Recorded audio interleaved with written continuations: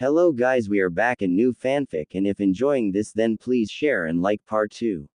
Now let's start the fanfic. Naruto stared up at Sasuke, anger in his blue eyes as he glared at the Uchiha. Water trickled down his face, and despite the blow he had just taken, his resolve had not weakened at all. All those times we shared in Team 7, he said, gritting his teeth, did they mean anything at all? Naruto shouted, locking eyes with Sasuke. The other boy simply stared, before answering in a flat tone. You're right. They did mean something. Sasuke closed his eyes. We became best friends. Opening his eyes, two Tomode Sharingan replacing the normal Onyx eyes. Then why? Naruto pleaded, eyes widening in shock. Why are you doing this? It's because we became best friends, the raven-haired boy stated softly, I have to kill you. Sasuke's words echoed in his mind as Naruto's eyes snapped open, and he jerked to a sitting position. Hinata, who had been sitting up against the wall, stood up just as fast. Naruto, she cried out in concern, kneeling next to him. Are you okay? She asked, placing her hand on his shoulder. Trembling at the memory of his dream, he hugged himself and doubled over, blue eyes misting over. The despair that had gripped him before he had passed out came rushing back. Hinata simply kept her hand on his shoulder, sensing his need for comfort. What can I do, Hinata? Naruto asked softly. I want to save Sasuke, but how can I? He lifted his head, staring into the pale lavender eyes, begging for an answer. I don't know, Naruto, she said, feeling helpless. The look in his eyes tugged at her heartstrings. But I do know this, you will be able to bring Sasuke back. And I'll help you, Hinata stated. Her confidence in Naruto was absolute. Looking at her, and seeing the confidence in her gaze, managed to break Naruto out of his stupor. He smiled at the Hyuga girl, and marveled at her faith in him. Hinata's here to cheer me up, again. She's always by my side when I need it most. These thoughts caused his smile to grow into a full-blown grin, and he placed his hand against her cheek. Thanks, Hinata, that means a lot. He said, all of his old confidence returning. It's nothing, Naruto, Hinata murmured, a light blush tinging her cheeks. No, it's not nothing. Naruto said firmly, sitting next to Hinata. Every time I lose my confidence, you're there to help me get it back. Before my fight with Neji, during my fight with Pain, each time, you were there. He said softly, the warmth he had to come to feel around her growing. You've always stood by my side, no matter how much of an idiot I was towards you. I don't understand, Naruto, she said. You've never acted that way towards me. Naruto shook his head, astounded that she didn't see his flaws, which, despite his boasting, he knew there were many of. No, I did act like an idiot around you, for years. I was always looking at Sakura, chasing after her, and I never really saw you until the Chunin exams. Even then, I still didn't notice how strong you were, or your feelings for me. I'm sorry. Naruto's words were cut off as Hinata, in a completely uncharacteristic moment of boldness, pressed her lips to his. Soft, warm lips met dry ones, and while he was initially shocked, he soon returned the kiss.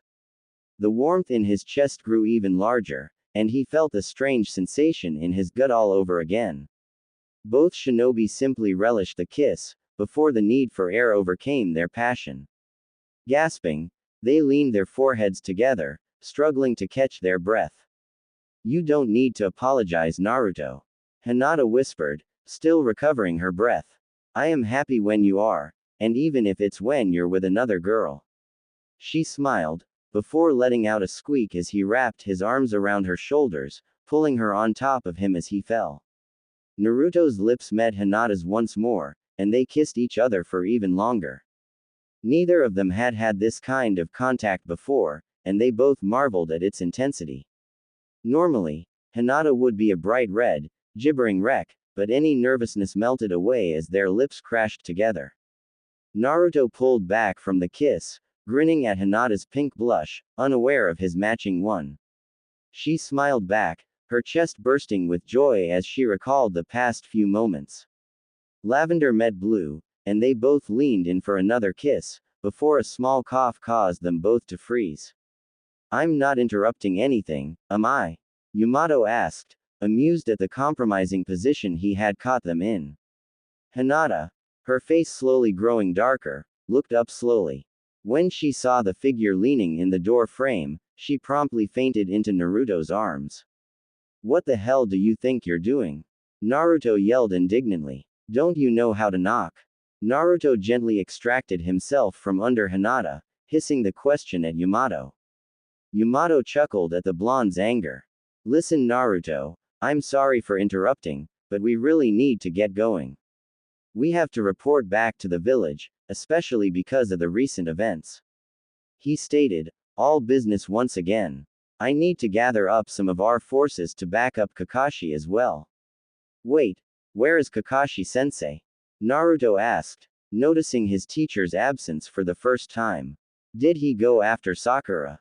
Yes, and I think they might run into Sasuke, so we need to send him support as soon as possible. Yamato silenced Naruto with a raised hand as the blonde shinobi opened his mouth. And no, we can't go after them. You're not supposed to be outside the village, and we can't risk the Nine Tails getting out again. Naruto frowned, a plan quickly forming in his mind. Fine. He HMPHED. But can I be alone with Hinata? He asked, wanting privacy so he could talk to her. You're not thinking of, Yamato leaned towards him, his patented fear face on display, taking advantage of her, are you? Naruto jumped back, pressing his back to the wall. No, it's not like that. He shouted fearfully, waving his arms in front of him. I just don't want her to get embarrassed and pass out again.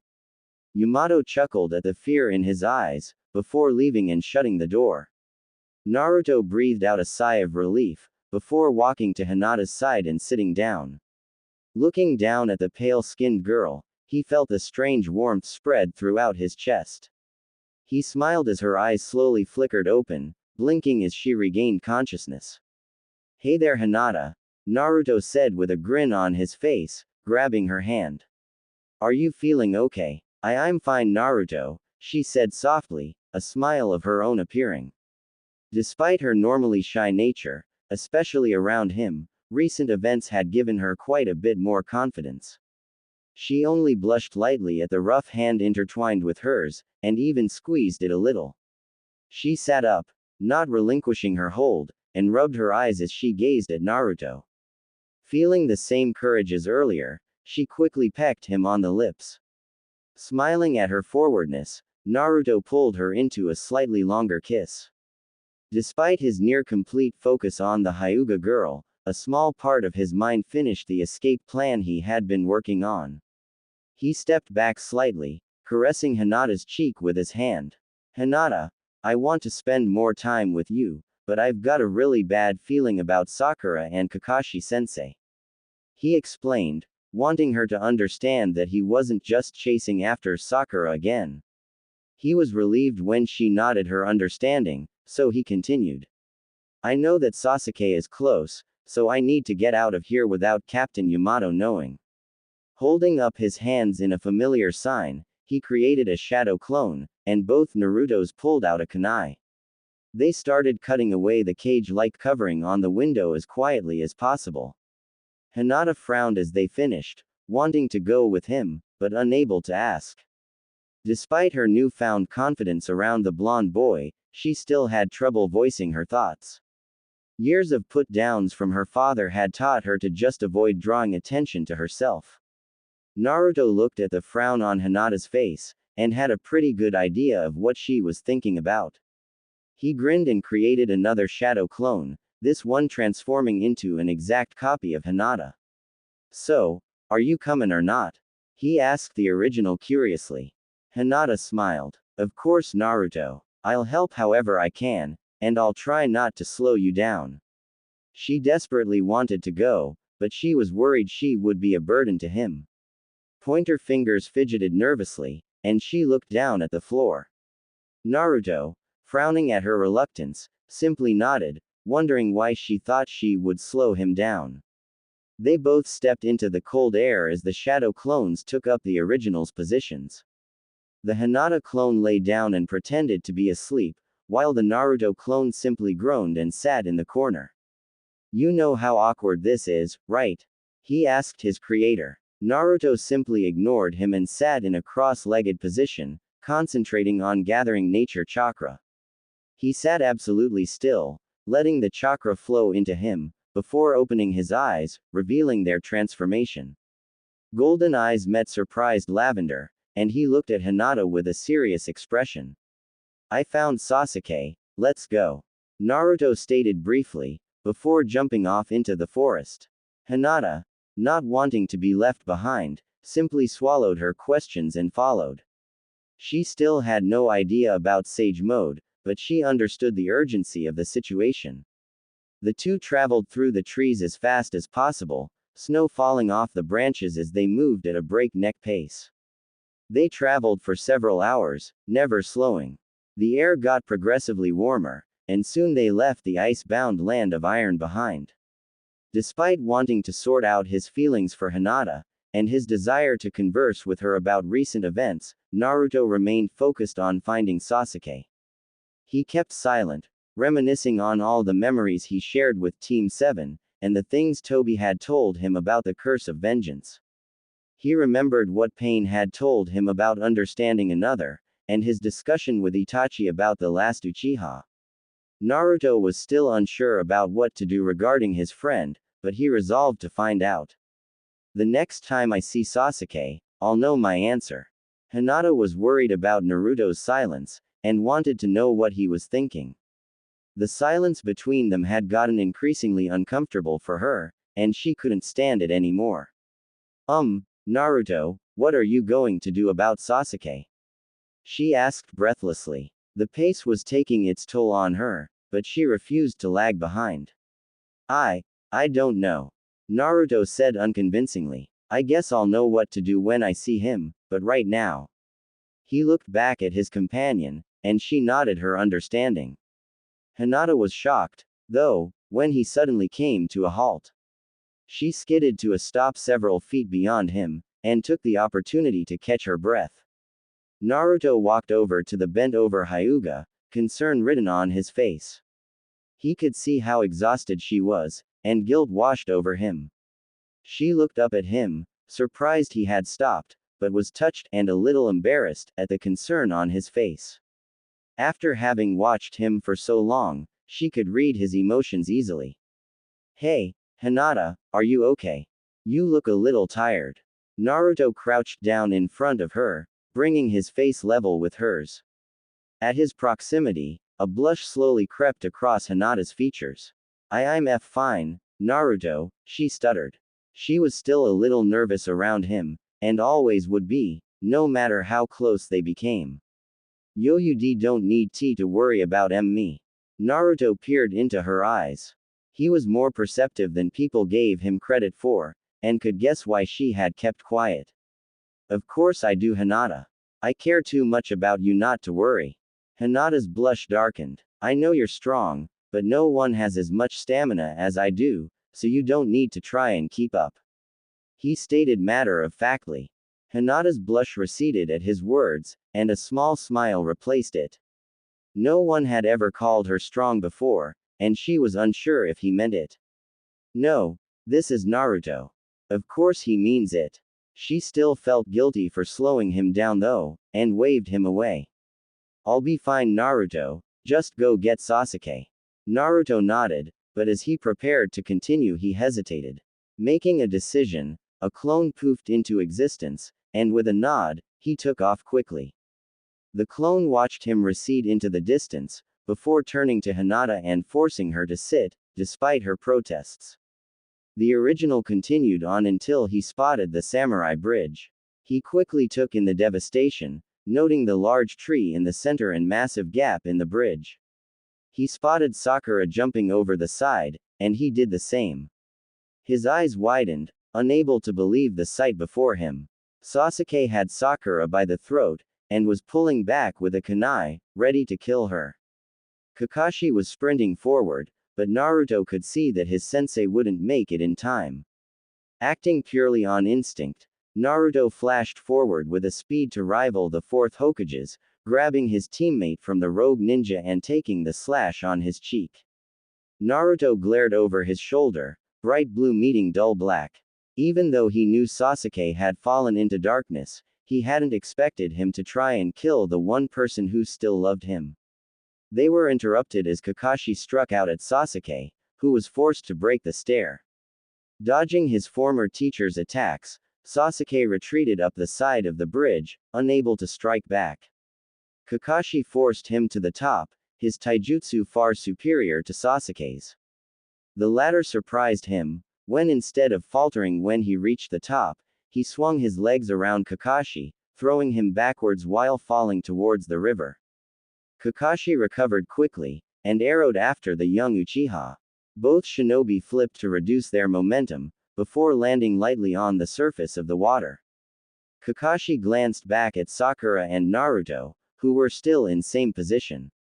Relieved that his comrades were unhurt, Kakashi started in surprise as a flash of purple came out of the sky. Having seen the entire affair with her Byakugan, Hinata found her strength returning faster than ever. She had rushed to the scene, Naruto's shadow clone dispersing as soon as she had recovered. She wanted to be there for Naruto, no matter what. She didn't say anything as she arrived, merely moving to stand next to Sakura and Naruto, merely catching his eye before facing their opponent. "Your timing is perfect, Naruto," Kakashi said, grateful to his young student. "If you hadn't come, Sakura would be dead right now." Thank you, Naruto," Sakura said softly as he set her down. She turned her gaze back to Sasuke, unable to believe that he had tried to kill her. "Sasuke, Sakura is a fellow ninja, a member of Team 7. Naruto said, staring into the dead eyes of his former teammate. "Was a fellow ninja. I have no bonds anymore," Sasuke said, placing emphasis on was. The entire time, he had a smirk on his face and an evil look in his eyes. "Do you understand now, Naruto, Sakura?" Kakashi asked. "His intent to kill is real. The Sasuke you knew is dead." Naruto's gaze hardened, and he stepped in front of Sakura, pulling level with his teacher.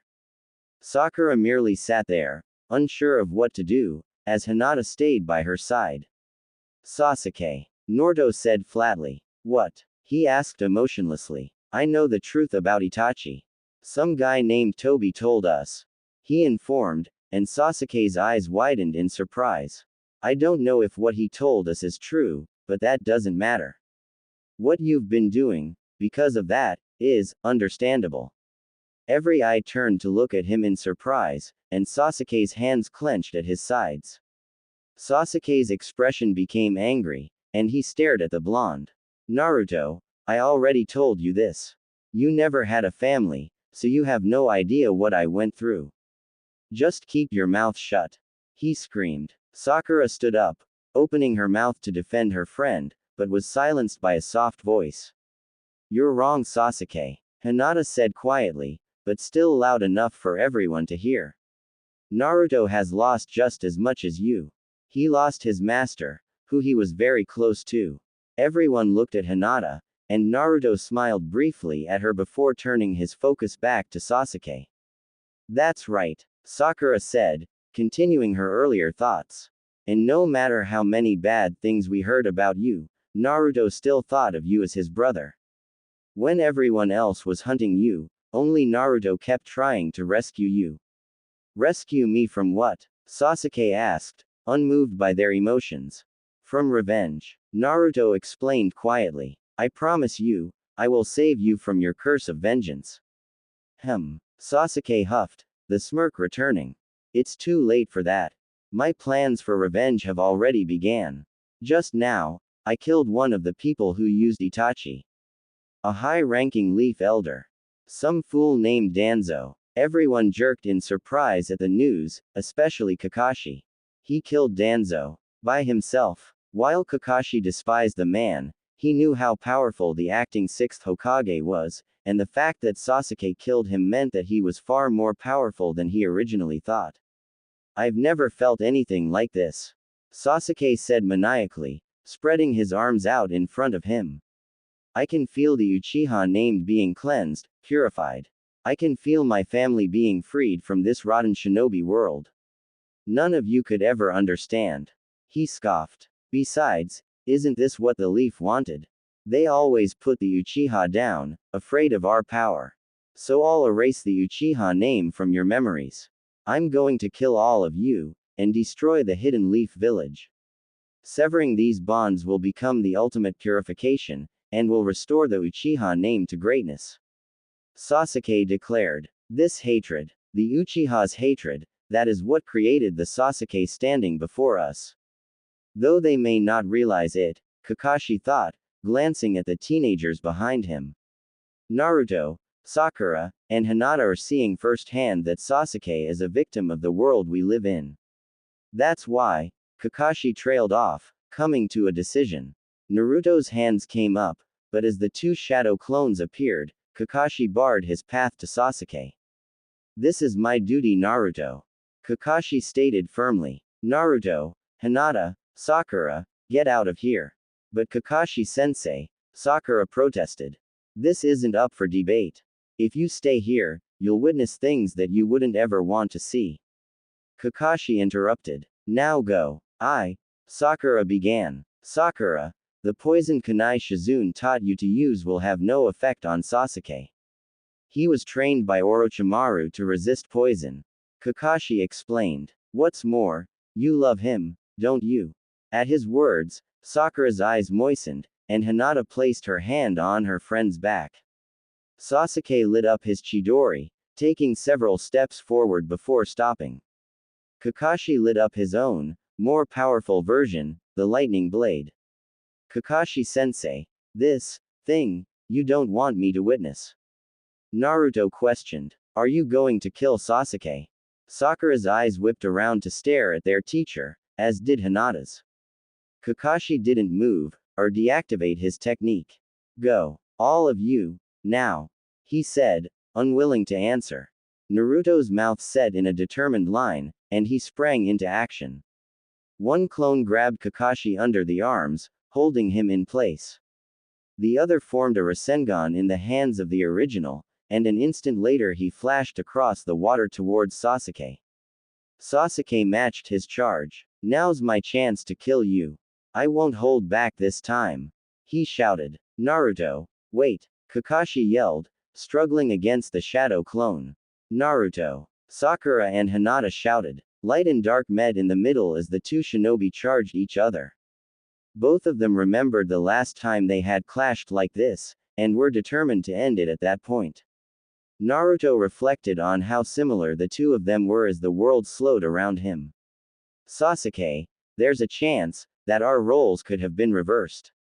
Naruto thought sadly. The two clashed in the middle, where the light met shadow, and the power of the two jutsu caused a massive shockwave around them.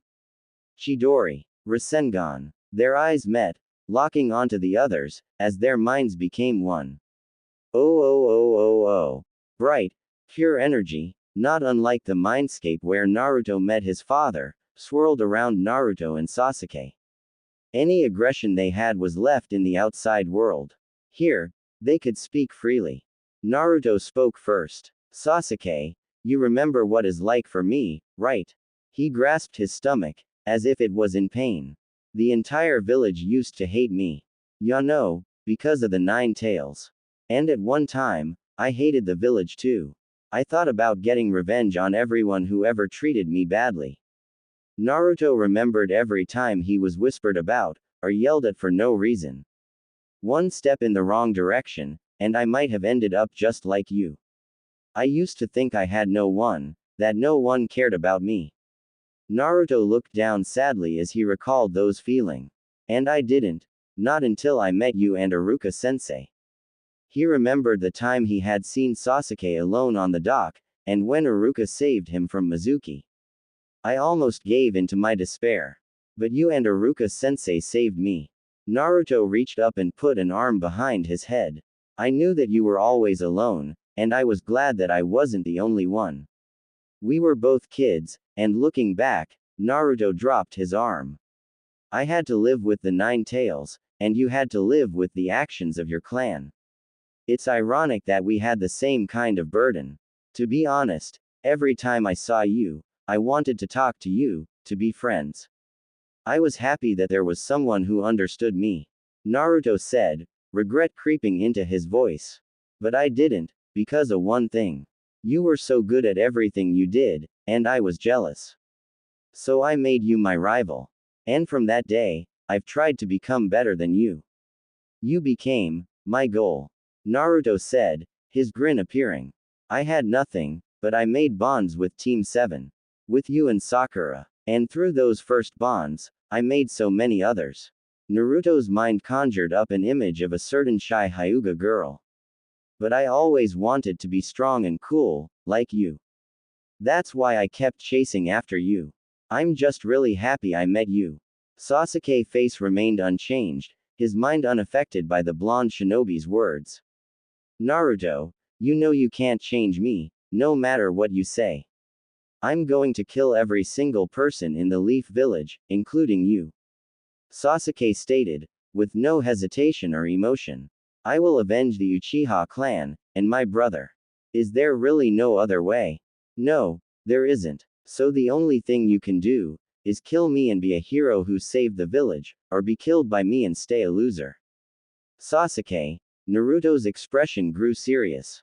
I don't believe that. I won't be the loser, or the hero who killed you. Sasuke and Naruto simply glared at each other, each set on their own path. Neither one was willing to give up, and the connection ended as the outside world came crashing in. Literally. Oh. The clash of the Chidori and Rasengan caused giant waves to roll outward from the point of contact. Kakashi, Sakura, Hinata, and Naruto's clones were nearly swept away by the torrent. Both ninja were sent flying back as the combination of their techniques exploded. Hinata, who had her Byakugan activated, saw the moment the jutsu struck where Naruto was going to fly. She jumped upward and hugged Naruto from behind, helping him land on his feet. Sasuke was sent flying towards the cliff, and only the actions of Zetsu saved him. The plant-like ninja grew out of Sasuke, cushioning the impact and catching him as they fell. Hinata and Naruto landed, and she supported him while he got to his feet. Kakashi ran over, concerned for his student. Naruto, he scolded, as soon as he figured out that he was okay. I told you to go back to the village. Now, it's all clear. Naruto said to himself, standing erect. Hinata and Kakashi shared a concerned look before turning their attention back to Naruto. What do you mean by that, Naruto? Hinata asked softly. Sakura and Kakashi looked at him, wondering what he was going to do. Naruto simply stared at Sasuke, who was doing the same. The stare down lasted for a few moments before a black vortex appeared, and Tobi stepped out. Kakashi tensed at the sight of the orange-masked Akatsuki, wary of a confrontation with him. What's going on, Sasuke? He asked in his deep tones, until he glanced over at the Leaf Ninja. Ah, the Nine Tails. It seems that whenever you two are together, you cannot help fighting each other. I'll arrange a proper encounter later, but for now, we retreat. I'll take care of this. Zetsu offered. We need the Nine Tails anyway. Zetsu raised multiple clones out of the ground, preparing to attack. No, Zetsu. The Nine Tails is too much for you to handle on your own. Besides, Tobi said, I want Sasuke to get the Nine Tails. It will be amusing to watch. Oh, is that so? Zetsu asked. I'm worried about Kiazumi, Tobi continued, ignoring Zetsu's remark. Go find him, and rendezvous with Black Zetsu. Alright, I understand. At the end of the exchange, Naruto began walking forward. He was halted when a small hand grabbed the edge of his sleeve. He turned back to grin at a worried Hinata. It's alright, I'm fine. I just need to say something to Sasuke. At his reassurance, Hinata let go of his sleeve, albeit reluctantly. Naruto walked forward several steps before stopping. Seeing this, Sasuke stood up straight. Their eyes met, and Naruto spoke. Sasuke, do you remember what you told me? The thing about high-level shinobi? Naruto asked. Well, I know what's in your heart, from just that one blow. We've both become high-level shinobi. Naruto brought his arm up to his chest and jabbed his thumb into his heart. Were you able to understand what was in my heart? You saw it, didn't you? You saw that if we fight, Naruto's expression became grim. We'll both die. The leaf ninja looked at him in shock, and at the thought of him dying, Hinata became terrified. Sasuke, if you attack the leaf village, then we will have to fight. Naruto continued, oblivious of the effect his words had had. Save your hatred until then. When that happens, give me all your hatred. The only one who can share the burden of your hatred is me. Sasuke gritted his teeth, and clenched his hands. What is it with you, Naruto? Sasuke asked quietly. What do you want from me? He shouted. Why are you so fixated on me? Naruto smiled at him. It's because you're my brother. Sasuke looked surprised for the first time during their fight, and he couldn't even open his mouth. Next time, when we fight, you'll understand me too. And when you do, all your hatred will go away. Fighting is how we understand each other. Naruto shoved his fist out in front of him. Sasuke's expression reverted to his normal glare. I'm not gonna give up, Sasuke. I swear, I will bring you back to the Leaf Village. I will never give up. At his words, Sakura's eyes began forming tears, and her bottom lip trembled. She was completely overwhelmed by his dedication, and it showed on her face. Hinata's own tears started leaking out. She knew how much Sasuke meant to him, but she knew that he would die for his friend, and she couldn't bear that thought. Well, I've talked enough. Naruto smiled, and held his hands out in a what can you do gesture. Honestly, an idiot like me, lecturing you. It's not like me to do this. Naruto chuckled, bringing his hand up and running it through his blonde spikes. If we both end up dying, I won't be the Nine-Tails Jinchuriki, and you won't be an Uchiha.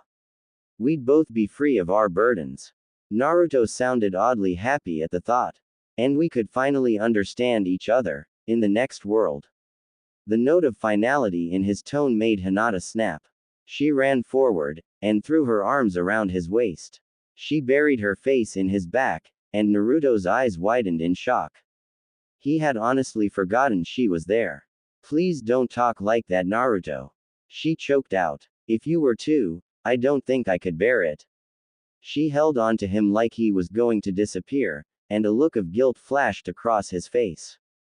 He detached her arms from him, grasping her wrists and turning around.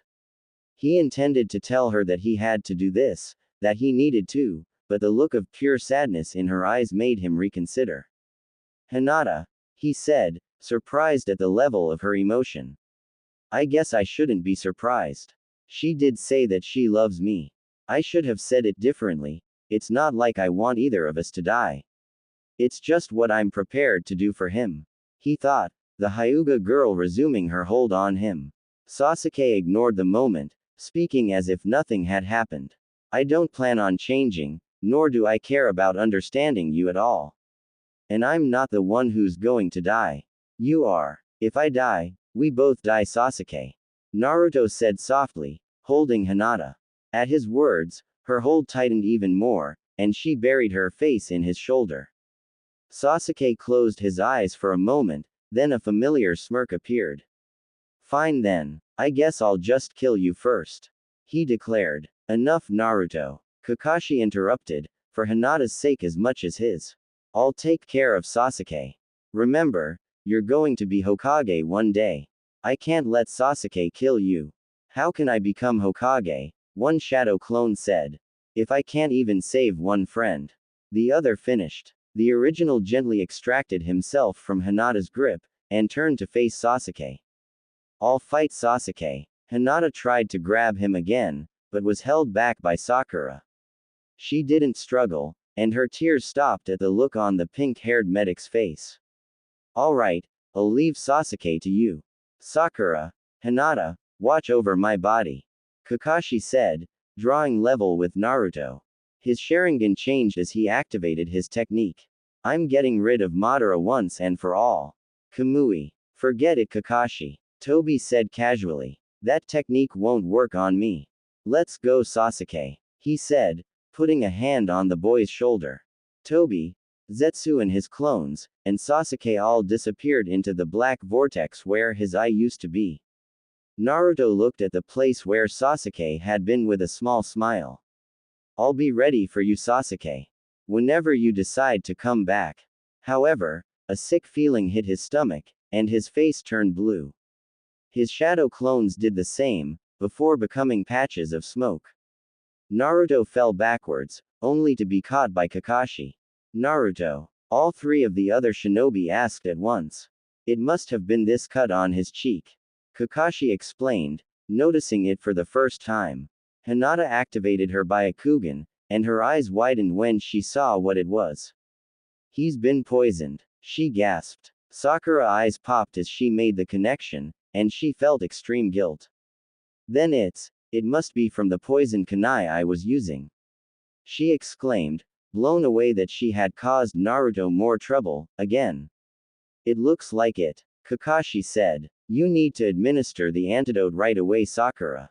He explained, as she made no move to do so. She got over her guilt and nodded, pulling out a small one-shot syringe.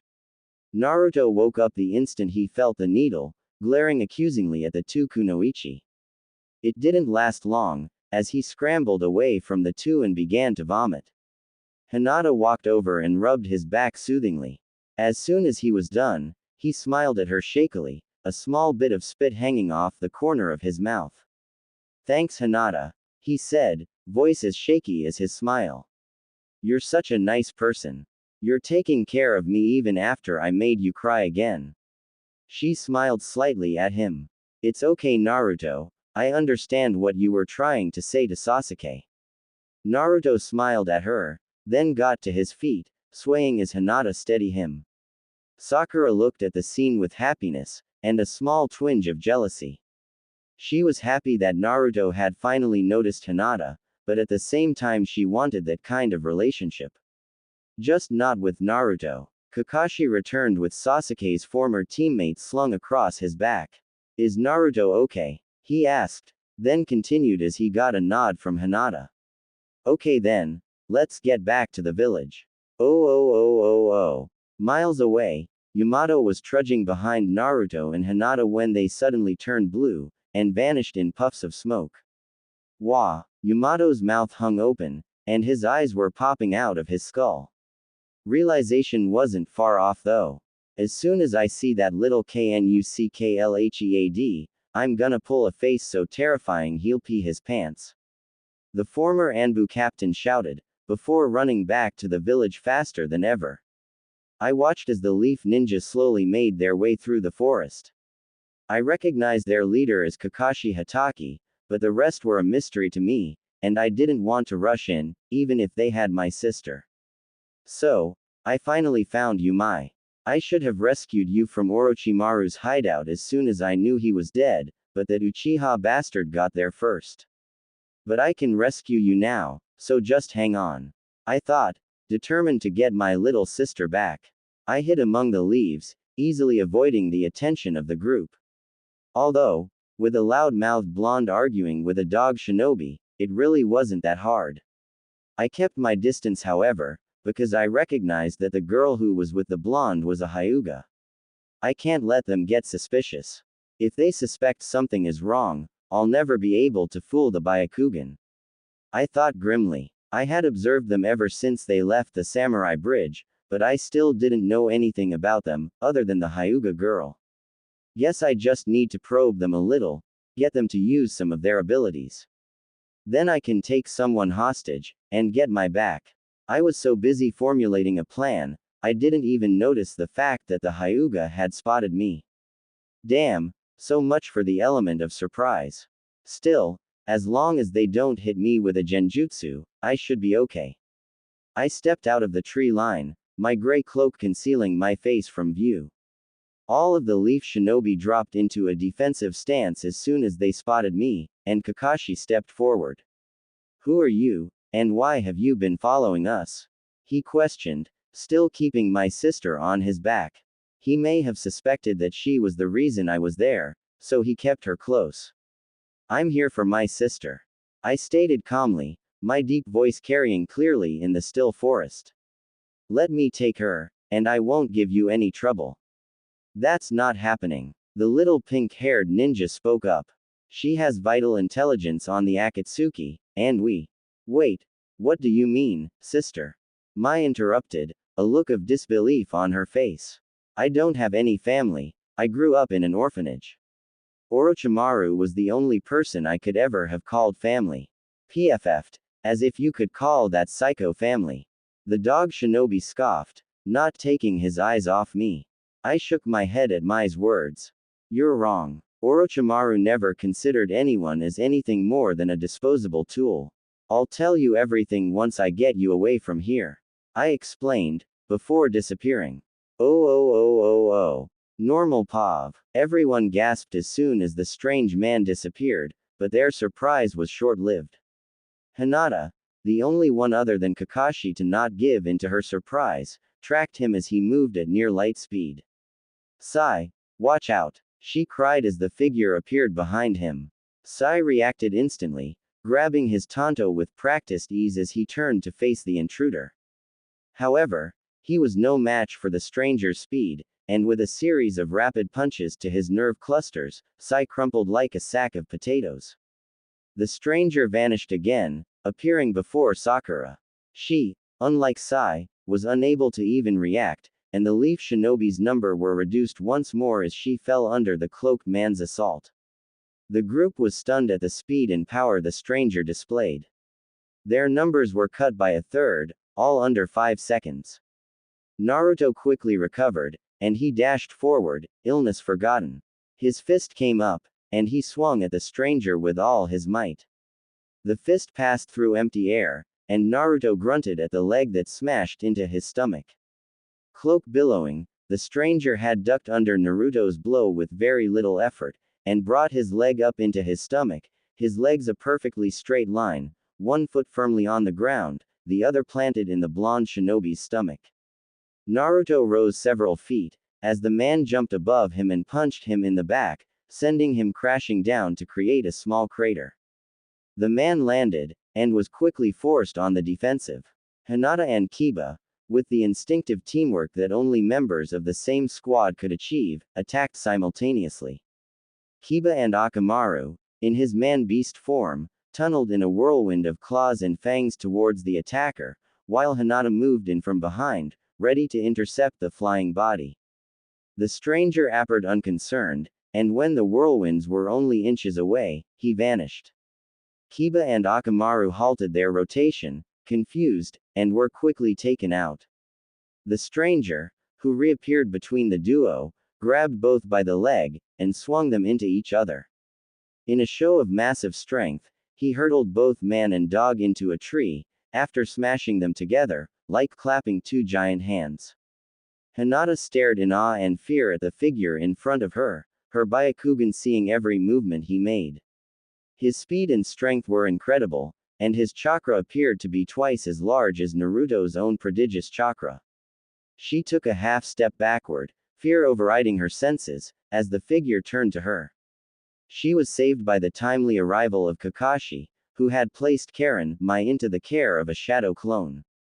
Kakashi struck the man from behind with his fist, though to little effect. The man had been expecting some sort of attack, and he was prepared. After Kakashi landed his first blow, a kunai ready to stab, the figure disappeared once more, reappearing above Kakashi. Kakashi had whirled around, expecting a repeat of Sai, but was disappointed as a kick to the head sent him flying. Kakashi quickly recovered, flipping to his feet while skidding backwards. The man dashed forward, a kunai of his own appearing in his hand, clashing with the copy ninja. The two exchanged a flurry of blows, neither having the strength, speed, or skill to overcome the other. Realizing this at the same time, both shinobi jumped backwards and upwards, landing on the branches of the trees, a good 30 feet apart. Why are you doing this? Kakashi asked, wanting to distract their assailant long enough for his companions to recover. Naruto, Kiba, and Akamaru were already shaking off the man's assault, and Kakashi knew he was going to need them to take down his opponent. He wasn't sure how the man was doing it, but he was teleporting around without any sort of seal, and it unnerved him. I already told you, Kakashi Hatake, I'm here for the girl. The man stated, gesturing towards Karen. She is my sister, and I won't leave here without her. A dangerous note crept into the stranger's voice, showing that he meant it. Again, I have to deny your request. Kakashi said firmly. She had ties to Orochimaru, the Akatsuki, and the rogue ninja Sasuke Uchiha. We cannot allow someone with such a past, and possible information, simply walk away. Surely you can understand this. I understand it, I just won't allow it. The stranger responded, shaking his head. She is my sister, and I won't let you take her away from me. I lost her 3 times already, I won't let there be a 4th. Now, either step aside and let me take my little sister, or, the man disappeared, grabbing Hinata by the throat and lifting her nearly 2 feet above the ground.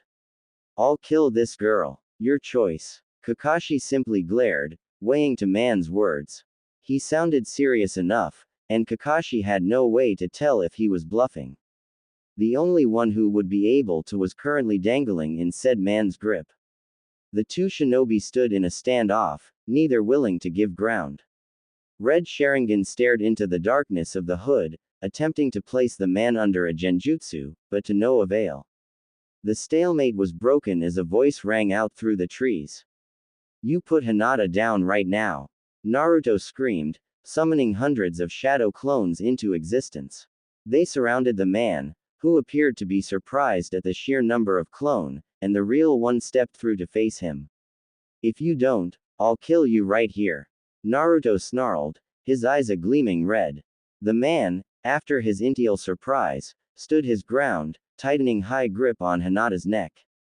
You're not very smart, are you, kid? He asked, a genuine question in his voice. By the time you even moved, I could crush this girl's neck. Besides, I just want my sister. Don't you have any family, someone you would do anything for? Yes, I do, Naruto stated firmly, still confident he could save the girl who had come to mean so much to him. They're all the people you've attacked, and you're holding the most precious one in your hand. He shouted, his temper threatening to boil over. This gave the man pause, and he reached up with his free hand to flick back his hood. They revealed a good-looking man who appeared to be a few years older than Naruto and his friends. He was the same height as Kakashi, meaning he towered over the blonde ninja. He had short, spiky maroon hair, think Ko Hyuga, along with piercing red eyes. They were only slightly lighter than Naruto's own, without slit pupils. The eyes narrowed, a questioning look in his eyes. So, what does this girl, Hinata, mean to you, kid? Naruto balked at the question, not expecting to get drawn into a discussion like this with an enemy. Well, guess I really, care about her. Naruto questioned, unsure of his own emotions. The man's eyes widened, knowing what he was attempting to say. I don't really, Naruto trailed off. The man smirked, a twinkle appearing in his eyes. Despite the situation he was in, he couldn't help but like the blonde. So, what, is she your girlfriend, kid? Do you love her? He asked amusedly. I'm, not sure, but I know I like her a lot. Naruto stated, hesitant at first, but gradually sorting out his feelings. I would do anything to help her, and I will save her from you. He shouted, remembering what he had confronted the man for in the first place. Well, I guess I can't, in good conscience, kill somebody who is so loved. The man said, no trace of sarcasm in his voice. Naruto, who had been charging forward with his clones, fell and face planted in surprise. The clones dispelled, and Naruto glared at him suspiciously. The other conscious leaf ninja had been moving into position, and froze at his words, sensing a trap. However, the man simply dropped Hinata, who began coughing and wheezing due to her restricted airflow. Wah! What kinda trick is this?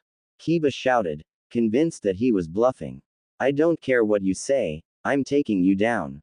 Let's go, Akamaru. The ninja snarled, receiving an affirmative bark in return. Kiba. Wait, Hinata's still in danger. Kakashi's warning fell on deaf ears, as the wild Inuzuka and his partner spun towards their target. Fang over fang. The man appeared unconcerned, and he ducked under both attacks with ease. As Kiba flew over, he reached out and grabbed one of the rapidly spinning limbs, halting the rotation as if it were nothing. Surprise was etched on Kiba's face as he was pulled back into the man's fist. The blow sent him upward slightly, and straight into the rising kick that followed the punch.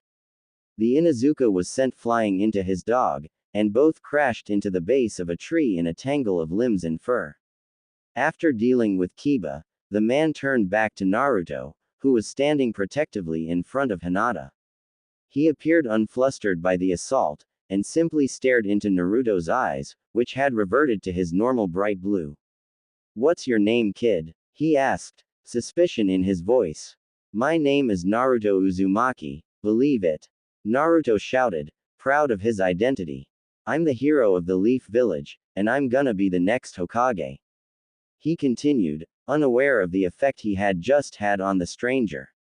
The man stared at him, slack-jawed and wide-eyed at the mention of his name. What? Naruto asked, confused as he noticed the man's reaction. You're, the man babbled, before falling to the ground, unconscious. Kakashi stood over him, having snuck up behind and hitting him hard in the head. Good work, Naruto. Now, this fight took a lot of our time, so we're going to need to set up camp. You and Hinata go look after the others, while I secure our new prisoner. Kakashi commanded, picking up the man who had caused so much trouble. Both of the young shinobi nodded and went off to perform their tasks. Kakashi searched their new prisoner, taking all of his kunai and shuriken, and a bladed whip that he had stashed in the cloak. He tied his arms to the sides of his body, and tied his ankles together. By then, all of the others had woken up, and Kakashi assigned Naruto and Hinata to guard him. Before he went to go back to his tent, he looked back at their prisoner.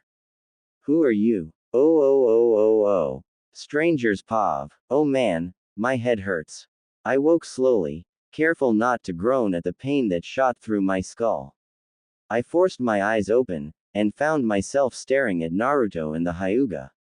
Wow, really? I was joking when I asked if they were together, but I guess they really are. The two had their backs to me, and were sitting near a fire. There were 3 tents that were set up around the fire. I took all of this in an instant. What really drew my eye was the kiss the 2 shinobi in front of me were sharing. It had no tongue or anything, but it was still deep and passionate.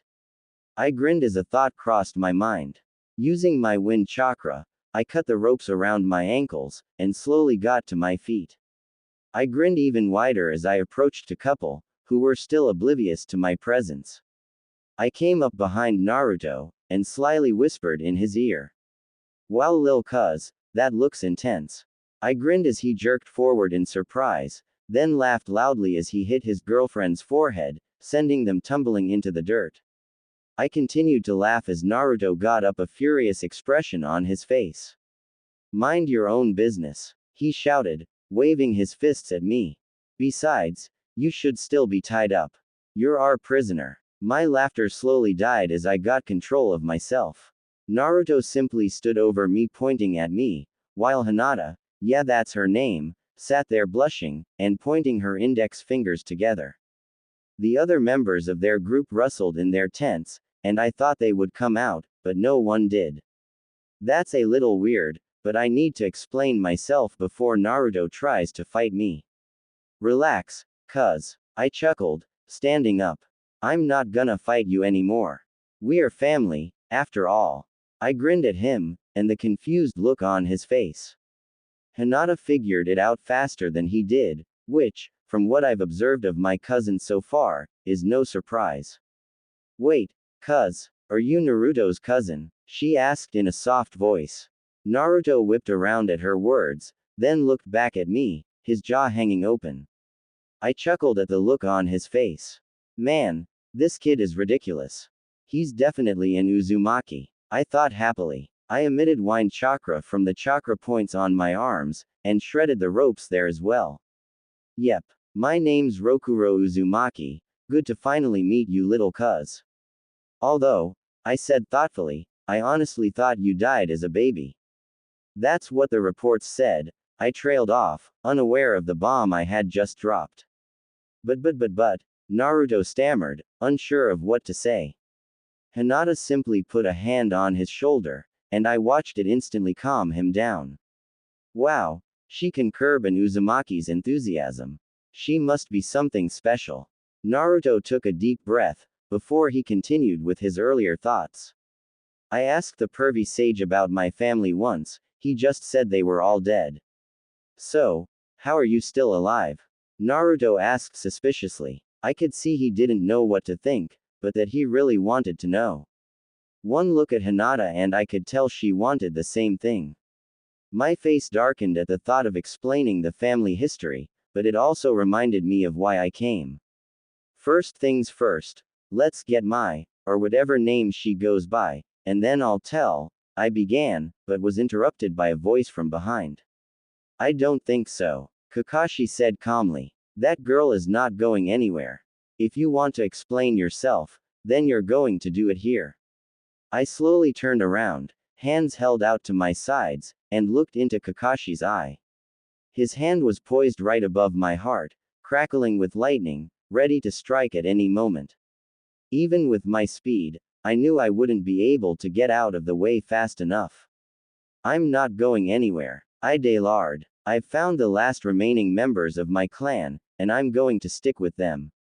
Besides, I said a little sheepishly, I don't have anywhere to go anyway, so the hidden leaf is as good a place as any. Kakashi stared at me for a few moments before turning to Hinata. She had her Byakugan activated, and nodded to Kakashi to indicate that I was telling the truth. He deactivated his jutsu and lowered his hand, still a little wary of me. I flashed him the trademark Uzumaki grin to help ease his fears. Well, now that we got that out of the way, how about we grab my sister, and I'll explain everything. I suggested, and Kakashi merely nodded. As he walked off, I turned to Naruto. Hey, look, I know this must be a lot of information to take in at once, but I promise, I will explain everything. I just want to ask you one question. Naruto nodded dumbly, still a little overwhelmed. Do you want your friends to hear all this too? Or do you just want this to be a family talk? Naruto had a thoughtful look on his face, before turning to Hinata. Hinata, do you want to know about this? I mean, it is family stuff. Naruto trailed off at the look she was giving him. I rolled my eyes as I saw his resistance crumble under her gaze. See, can I, Naruto? I promise I won't tell anyone else about what he says, if you don't want me to. She pleaded softly. Well, okay then, Hinata. Naruto said happily, before turning back to me. WHTSH. I said, making a flicking motion with my wrist. Naruto scowled, and Hinata just poked her finger together, blushing lightly. Alright then, anyone else? This isn't exactly sensitive information. I just don't know how much you want your friends to know. No, just us and Kakashi-sensei, and your sister. Naruto said. I can't believe it. I actually have a family. Naruto whooped, putting his arms behind his head. Alright, slow down there. I said, amused. First I have to explain everything. Then see if you're still happy. Oh. Normal Pav. First off, I want to apologize for attacking you guys. Rokuro shifted uncomfortably, wary of their reaction to his apology. It's fine, Rokuro, Hinata said softly. Really? Are you sure? He asked incredulously. I mean, I did threaten to kill you, so how can you forgive me that easily? Hinata's too nice to hate anyone.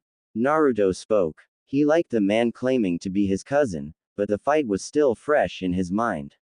Naruto had decided to learn about his clan's and cousins' past before deciding what he thought. and you did for your sister, so we can forgive you for that.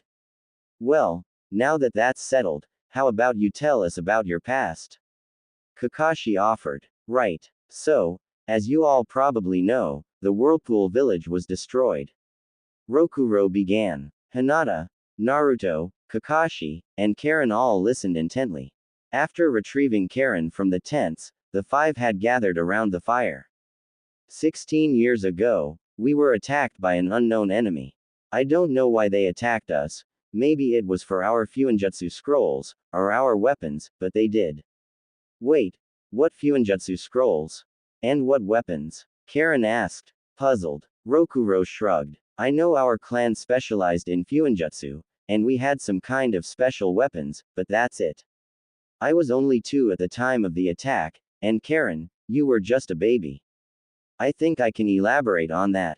Kakashi interjected. The Uzumaki clan was renowned for their seals, and sealing jutsu. No one in the world was as good at Fuinjutsu, and it's likely that was part of the reason for the attack. Also, the Uzumaki weaponsmiths were famous for their ability to forge a certain metal. This metal, when chakra is channeled into it, can replicate certain effects based on the user's chakra nature. Oh, you mean like Asuma Sensei's knives? Naruto piped up. Yes, Naruto, that's it exactly.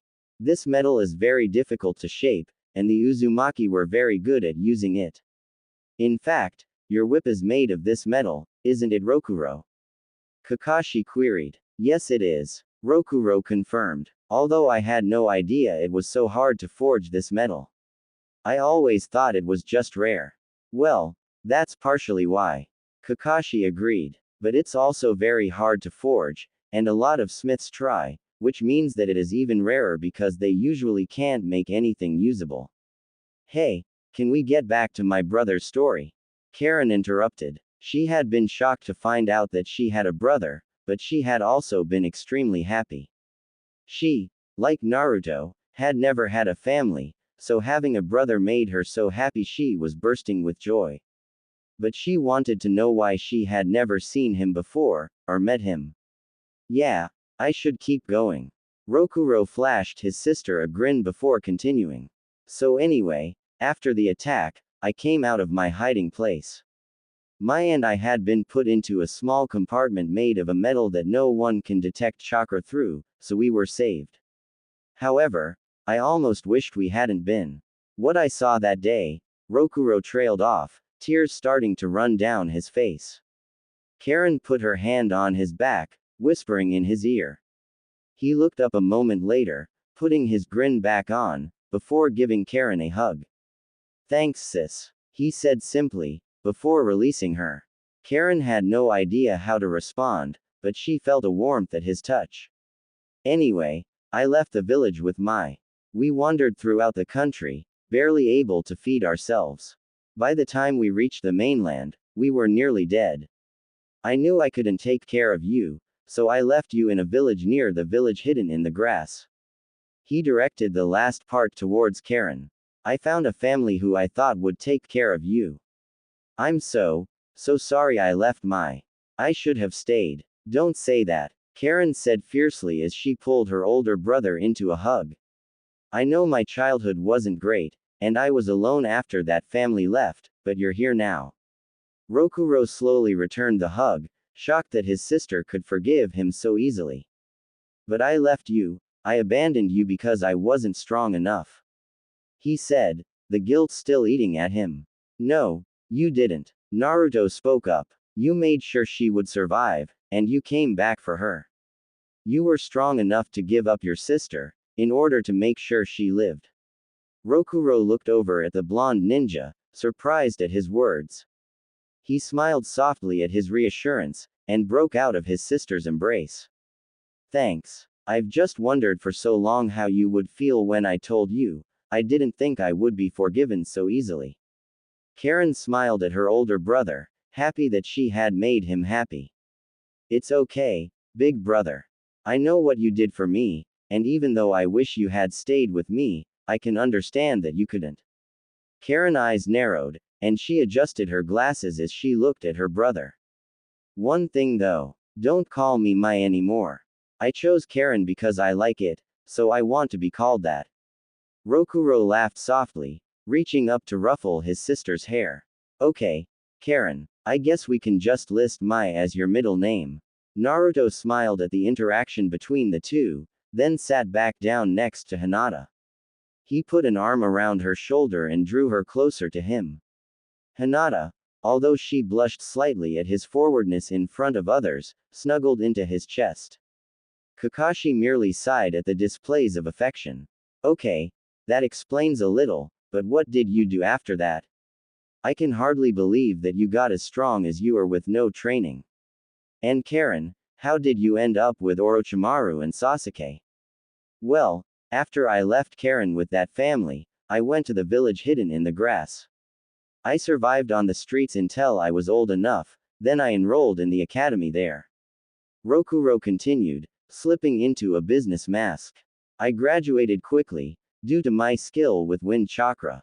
I became a chunin at 8, but by then I was growing tired of the village.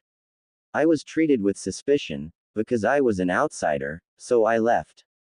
I'm technically a rogue ninja, but since I never belonged to the village, they chose not to pursue me.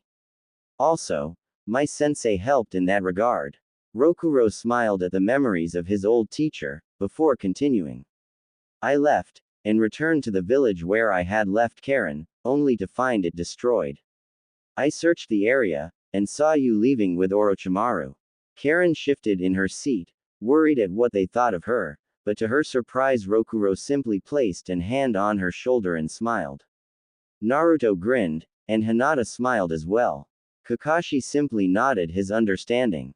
You were young and alone. There is no way you could have known what Orochimaru was like, or what he would have you do. Karen smiled in relief, glad that they understood what she had been through as a child. I guess, can we just continue? She said, uncomfortable with the attention. Not really much to say after that. Rokuro shrugged. After I saw you with him, I knew I wouldn't get close to you again, not while Orochimaru was still alive. I kept an eye on you, training myself to become stronger, and inventing my own jutsu. I even went back to the ruins of our village, and found my whip. But when I heard that the Uchiha had killed Orochimaru, I came to get you as fast as I could. Unfortunately, I couldn't beat him there, and you left with him. I followed you, and the rest, well, you know the rest. An interesting story, Kakashi mused. But it still doesn't prove that you're an Uzumaki. Kakashi raised his hand as Rokuro went to protest. I don't doubt your intentions, but I can't be certain you're telling the truth. What more do you want? Rokuro asked, frustrated. I have knowledge only an Uzumaki would have, and, wait, I know what I can do. A grin slowly spread across his features. Naruto's parents, you guys know who they are. If I'm really an Uzumaki, then I'll know who they are. He said proudly. Naruto, your parents are Kushina Uzumaki and Minato Namikaze. Karen and Hinata sat there, dumbstruck at the mention of the fourth Hokage. Naruto looked embarrassed, and put his hands behind his head. Kakashi's eye widened at the proclamation, but then nodded as it verified Rokuro's identity.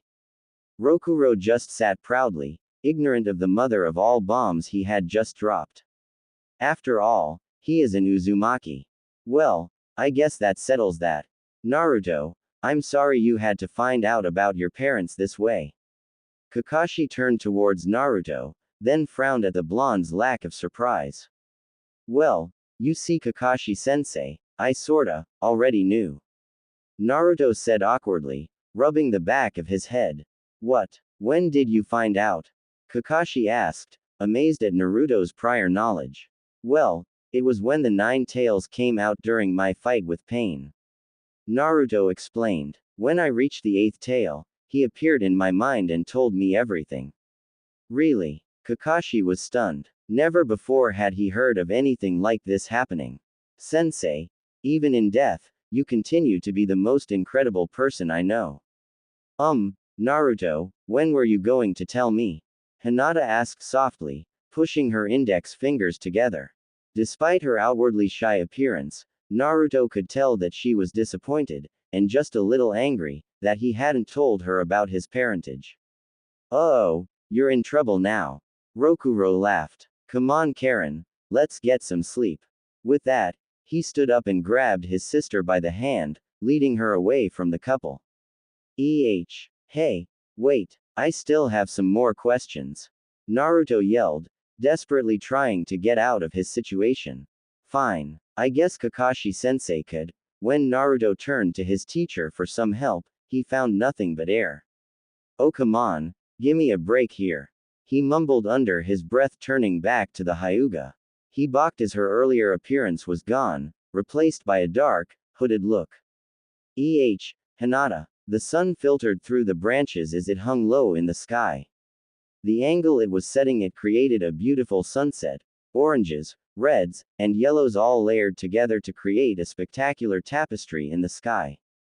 Two shinobi sat on a hill outside the Leaf Village, happy to be back home.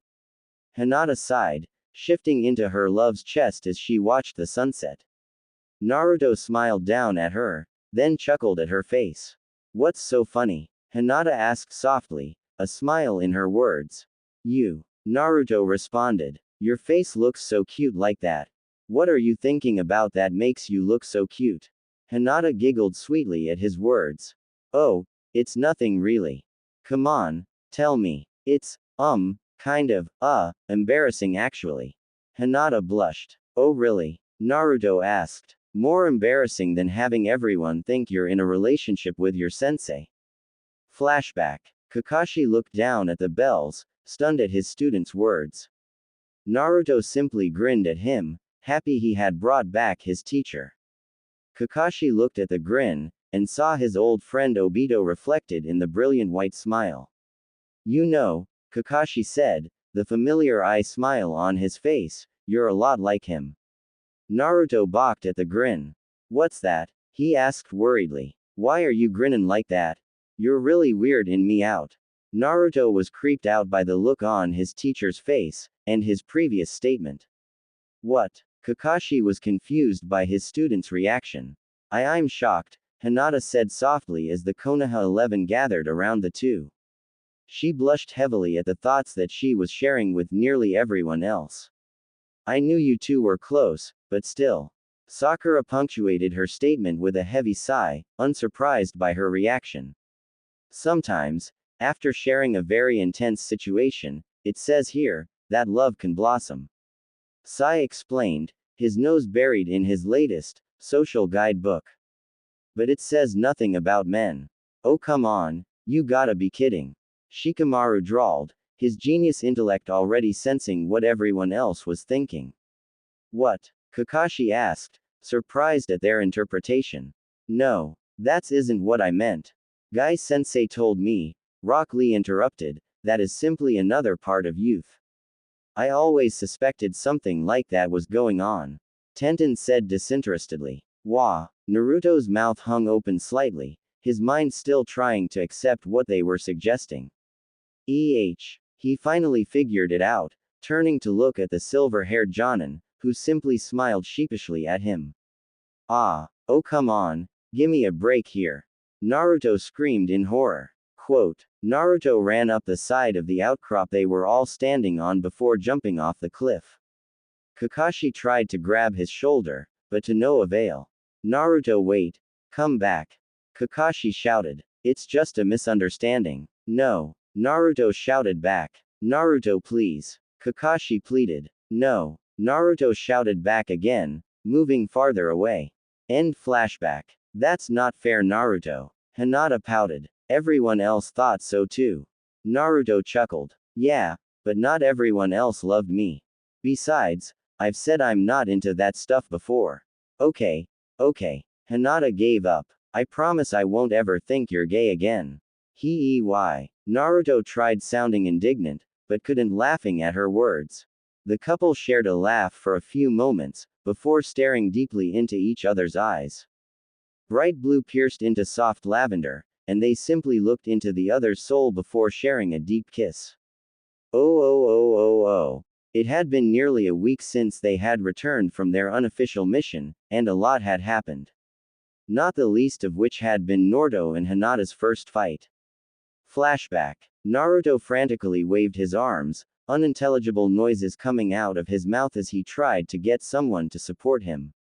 He felt his blood run cold at the voice behind him, and he realized it was too late. Naruto, when were you going to tell me? Hinata said quietly, and all the more dangerous because of it. Naruto slowly rotated to look at her, then balked at the glare she was giving him. Sure, she was nice and sweet on the outside, but she had the eyes of a demon. I swear I was gonna tell you, Hinata. Naruto waved his arms in front of him rapidly, hoping to stave off a physical assault. I just needed to find the right time, ya know.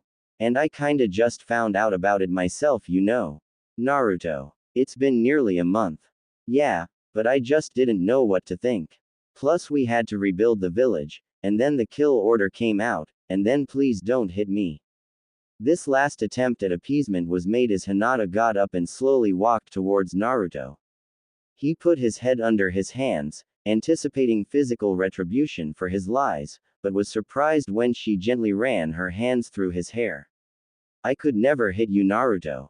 Hinata hummed softly, her fingers gently digging into his blonde hair. But please, don't lie to me again, or keep things secret. Okay. Naruto immediately relaxed, and guilt made his chest tight. He had lied to her when she had asked him about his parents once, while eating at Ichiraku's, and the guilt he felt for lying to her was enormous. He wrapped his arms around her waist, standing up and pulling her closer to him. I promise you, Hinata, I won't ever keep a secret from you again. Pale lavender met bright blue, and they shared a small kiss in the dying light of the fire. End flashback. After that night, the group had resumed their journey towards the Leaf Village. When asked, Sai, Sakura, and Kiba had all been adamant they hadn't heard anything out of the ordinary last night. Naruto was extremely confused, as he knew how loud he had been, but when Kakashi saw the look on his face he merely winked at him. With the mystery of the uninterrupted sleep solved, the ones who hadn't been present at the discussion last night turned their attention to Rokuro and Karen. After giving a brief summary of their histories, the three then questioned why they were allowed to walk freely. Rokuro simply laughed and shook his head, before walking forward to speak with Naruto. The last three Uzumaki shared with each other, most of the sharing being done by Naruto. He told them of his exploits, puffing out his chest proudly after listing off his accomplishments. The others simply ignored Naruto's boasting, but Hinata seemed to hang on his every word. However, even Rokuro was impressed as he described his battle with pain. Their fun was cut short as they arrived at the gates to the Leaf Village, where several Anbu members were awaiting their arrival. They took Rokuro and Karen into custody, stating that they were dangerous criminals. Naruto protested, and was on the verge of coming to blows with the lead Anbu before Kakashi stepped in. The Jonin managed to calm his student down, explaining that they would get a trial after being questioned. Kakashi stated they would get off lightly, due to the fact that they were willing to cooperate and that they had several people willing to vouch for them. Naruto wanted to argue more, believing that it wasn't fair for them to be treated in the manner they were, but he was reassured by Rokuro.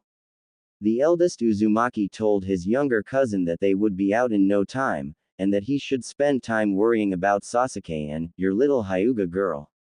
He winked at the blonde and his girlfriend's light blush, before going with the Anbu to the interrogation department with Karen in tow. Oh. Back in the present, Naruto sighed at the thought of his new family. He had just gotten to know them, and was starting to like them, when they were taken away. Hinata, noticing his change in mood, became concerned. Naruto, what's wrong? It's just, never mind, it's nothing. Hinata pulled herself out of his embrace, turning to look at him with a stern glare. Naruto, you said you wouldn't keep secrets. You promised. She pouted. Naruto grinned at her. Despite the fact that he was being scolded, he couldn't help but marvel at how far Hinata's confidence had come. When it came to talking with him alone, the Hyuga had become completely comfortable with most topics. Excluding anything UAL or to do with marriage, the heiress revealed a confidence that no one but Naruto would ever see. Alright Hinata, I'll talk about it. At his words, Hinata smiled happily before settling back into their previous position. It's just, I finally find family, people besides you I can love, and they get taken away from me. It just doesn't seem fair. Naruto was brought out of his musings when Hinata stiffened in his arms, wondering if she had heard correctly. He had just said people besides her he could love. Her heart fluttered as her breathing became labored, and she turned a bright red. Naruto looked down, saw her blush, and became puzzled by her reaction. Hey, Hinata, what is it? What did I say? Why you saw said th that t they were people besides me that you see could lll. Hinata stuttered timidly, unable to say the final word. Naruto, realization dawning on him, smiled at her reaction. Oh, I get it. He said, clueless. I've never said it before, have I? Hinata, I may be dense, but even I can realize my feelings for you. Naruto's hand caressed her cheek, and the other softly ran through her hair. For so long, you've been there for me. Every time I needed cheering up, you were there. All the times I thought I was alone, you were watching me from the shadows. You've always been by my side, and I promise I'll be by your side too. You've always been so kind to me, when no one else had. No matter how much I ignored you, you were still nice to me and wanted the best for me. Now, I want to do the same for you. Naruto leaned in close, putting his mouth right to her ear before whispering softly, I love you, Hinata Hyuga. Tears that had been threatening to fall rushed down her face, and she flung her arms around him, burying her face in his shoulder. Hey, Hinata, what's wrong? Naruto asked, wondering if he had said the wrong thing. She pulled her head back, the flow of tears stopping as their eyes met. Hinata leaned in and kissed him, more passionately than they ever had before. Naruto, initially concerned by the tears on her face, simply responded to the kiss, his mind hazing over in their passion. Hinata's tongue reached out, sliding across Naruto's lower lip.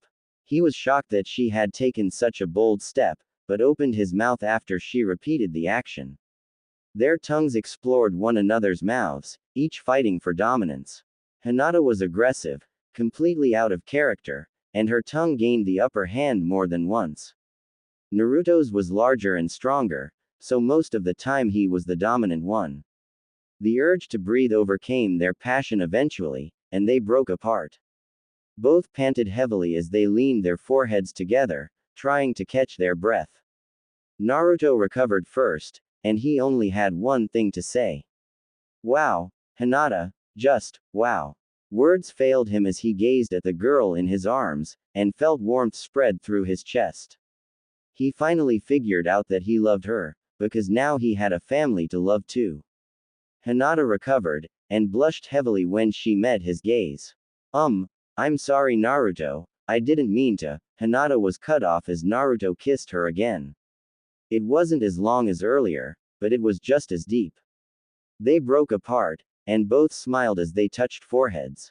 I love you Hinata. I love you too Naruto. And I think you two should get a room. Both of them immediately turned red at the sound, and slowly Naruto rotated to seek out the source of the voice as Hinata hid behind him. Both of their blushes dissipated instantly as they saw Rokuro standing behind them, a shit-eating grin on his face. Sorry, am I interrupting something? Rokuro, I thought you in jail, and were being interrogated, and that you had to be put on trial, and, Naruto babbled, before being silenced by his cousin's hand. Yeah, I know, but since I technically didn't do anything wrong, since you guys left out the part where I attacked you, I don't need to stand trial. I'll be watched by the Anbu for a bit, but otherwise I'm a free man. Rokuro interrupted, calming his cousin. He had been released an hour ago, after the head of the Anbu had given up trying to decide what to do with him. He had bought new clothes, which consisted of a black jacket similar to Naruto's, with white stripes running from the collar down his shoulders, then to the ends of his sleeves. Underneath he had a white shirt with the Uzumaki crest on it, visible since he left his jacket unzipped. He had gray pants on that went down to his ankles, where they were tucked into his sandals. After changing, Rokuro had asked around to see where Naruto had gone. Sakura had obliged, telling him the location of Naruto and Hinata's usual spot. He had crept up on the two while listening in on their conversation, choosing the right moment to cause maximum embarrassment. Both of the younger shinobi offered him their congratulations as he rubbed the back of his head. He smiled at Naruto's enthusiasm, as the blonde was bursting with excitement over having a family member. So, what do you want to do? Naruto asked excitedly. Well, I have to find some place to stay first, but I'll catch up with you once I do. Rokuro offered, noticing Hinata's look of disappointment. She wanted to spend more time alone with Naruto. Okay, meet me later at Ichiraku's. You're gonna love it, Naruto exclaimed happily. Ha ha, I'm sure.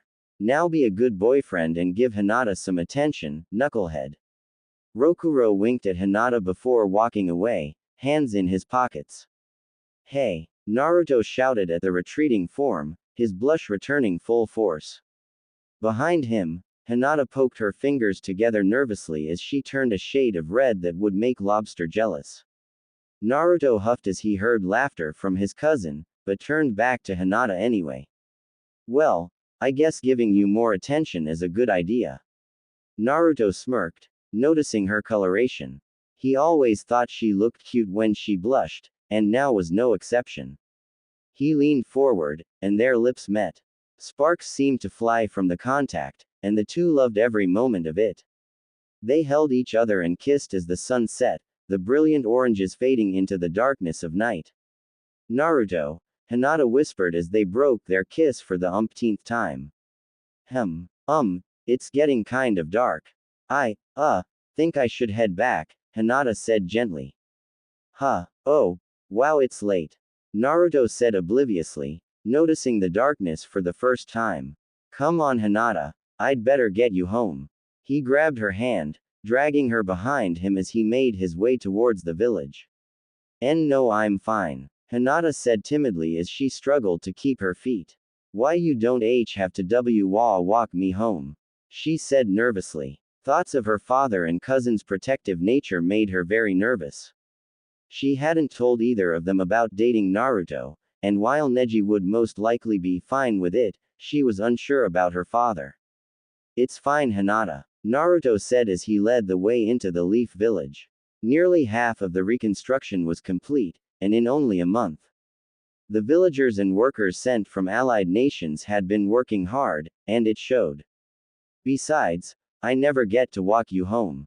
A girl shouldn't be out in the dark. Not that you're not strong or anything.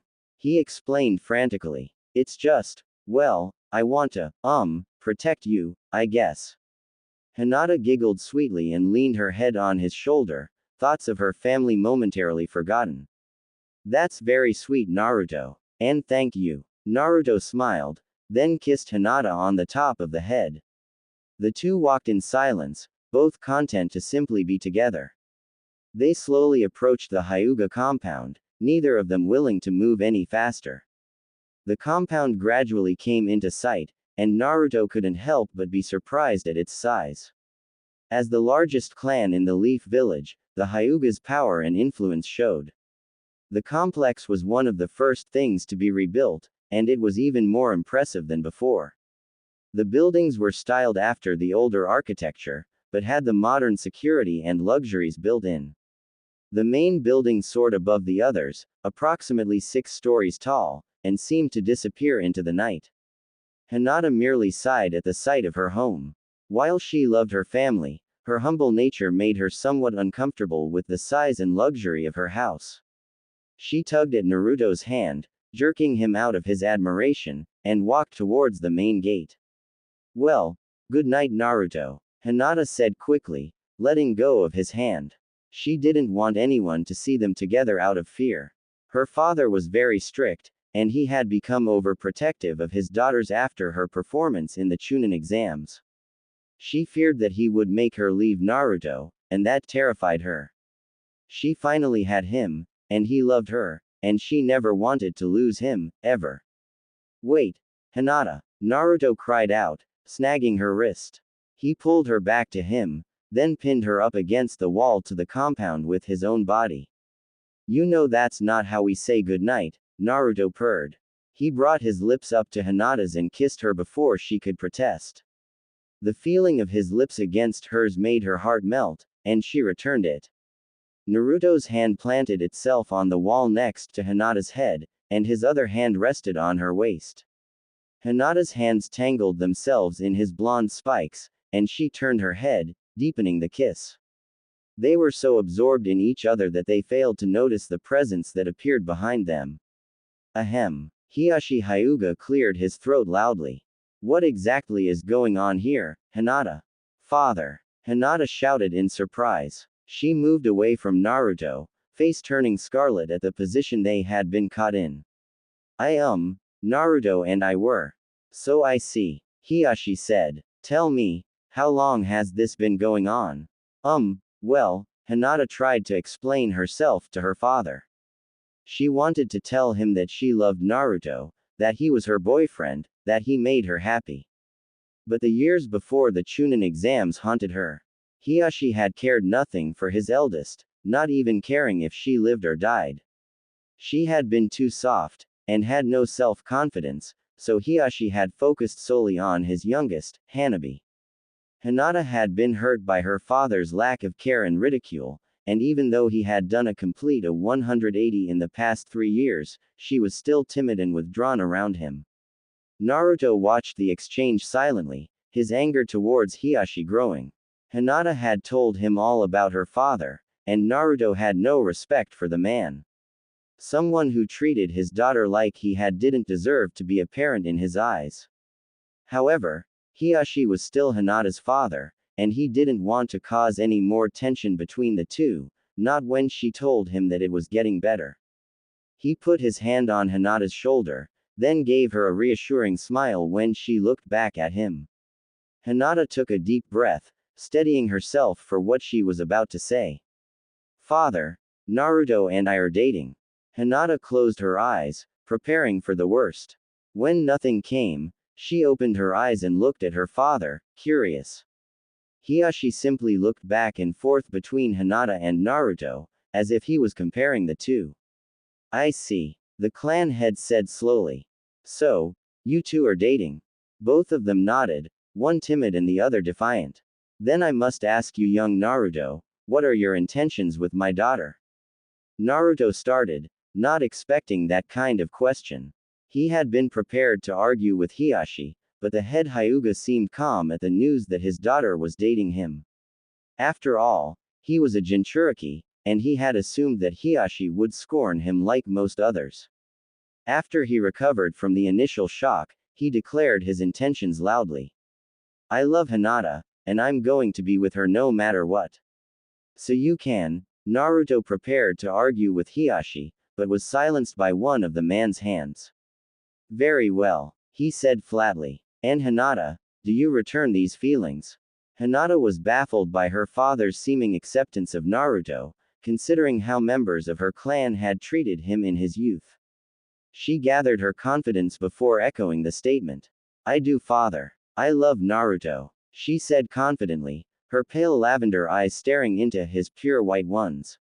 Then you have my blessing to continue dating. Hiashi said approvingly, a small smile cracking his normally stoic face. But I will need to speak to Naruto alone sometime. Now, come along Hinata, we have a clan meeting in an hour. He said, gesturing for his daughter to follow him into the compound. The two teenage shinobi merely stared at his receding form. They had expected to fight for the right to see one another, but he had accepted them with very little argument. Hinata and Naruto locked eyes, and both of them grinned broadly as they realized they didn't need to hide from her family anymore. With a quick kiss on the cheek, Hinata bid Naruto goodnight before running after her father. The blonde stood in compound's open gate, holding his cheek while grinning. Everything was falling into place for him. Sure, Sasuke was still gone, but he had two things that he had craved since he was young. Someone who understood and loved him, and whom he could love back, and a new family to spend time with. He put his hands in his pockets before walking away, whistling softly as he made his way back to his apartment. Oh, oh, oh, oh, oh. I can't believe this, a man said in disbelief. He and his son had watched the exchange from one of the Hyuga's guest rooms. We come here with a generous marriage proposal, and then Hiashi simply approves of the heiress's relationship with a nobody. He said furiously. I'm upset too, father. The young man next to him said. I had hoped to have the heiress hand in marriage, she is quite attractive after all, but this seems not to be the case. A devilish grin slowly spread across his face. Well, I guess we will have to kill the boy then, won't we? That we shall, son. The man whispered quietly. Then nothing will stand in our way. We will be able to control the Hyuga clan, and she shall have a beautiful wife. The two laughed maniacally, convinced their plan was foolproof. How little they knew. Naruto was broken out of his dreams by a loud pounding noise. His sleep-befuddled mind was still stuck in the land of dreams.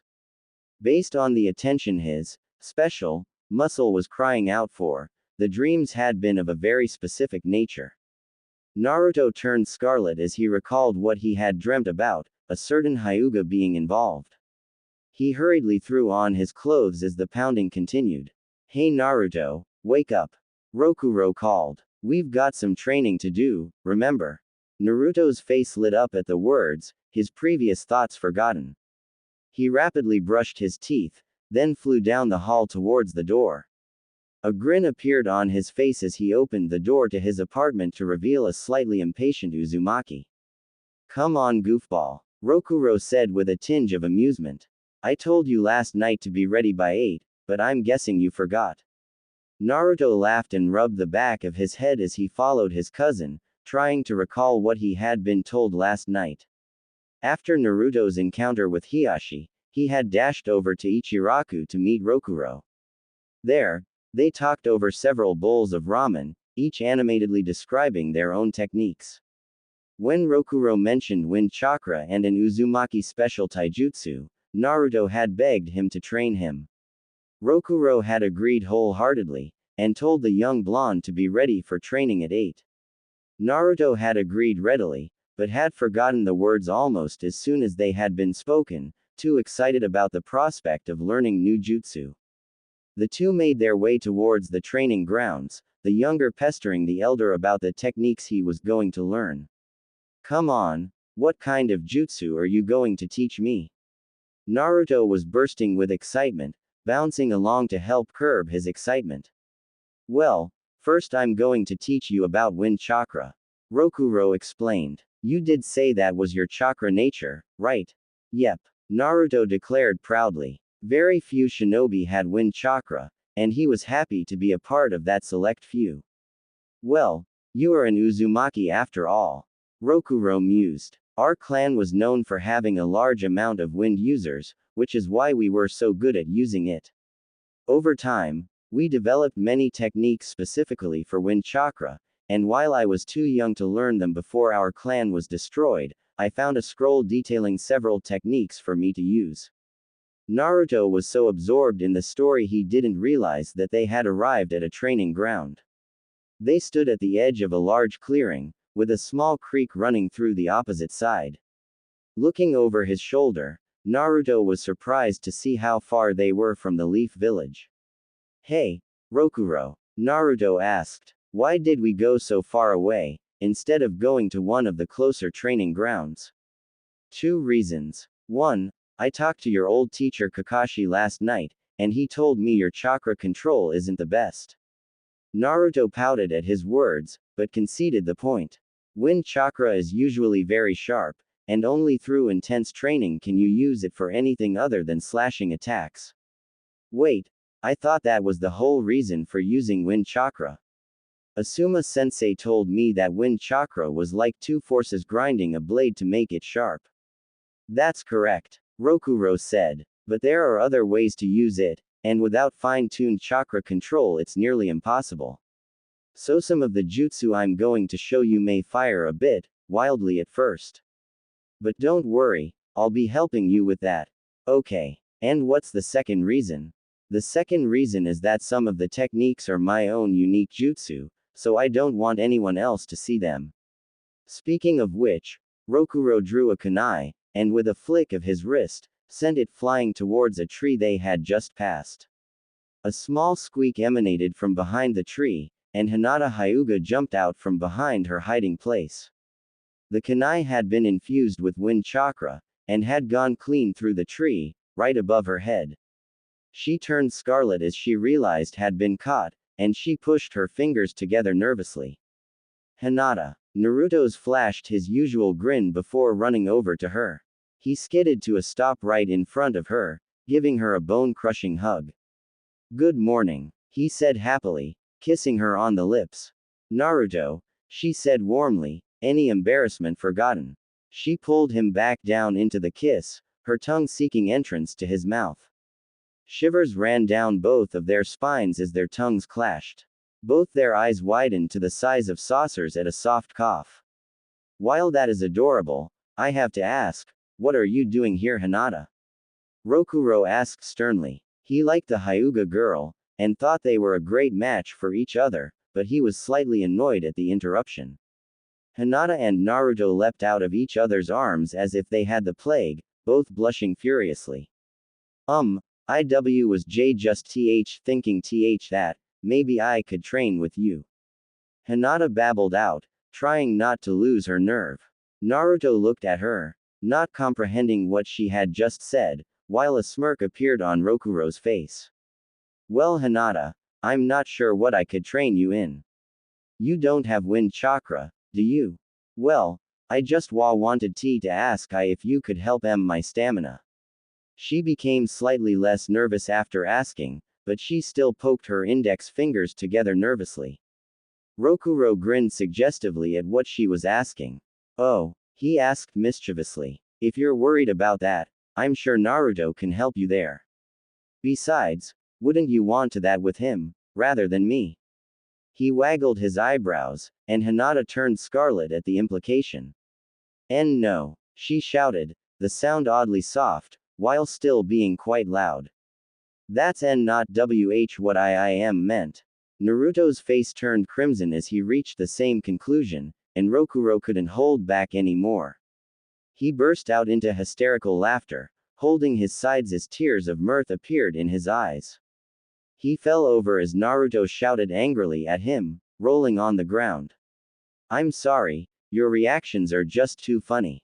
Rokuro apologized, standing up and brushing himself off. But seriously, why do you want me to train you? Well, Naruto has the most chakra of anyone in the Leaf Village, but you have even more than he does. Hinata felt some of the confidence she only felt when Naruto was around with Rokuro as well. They were fairly similar, so it was only natural that she felt that way.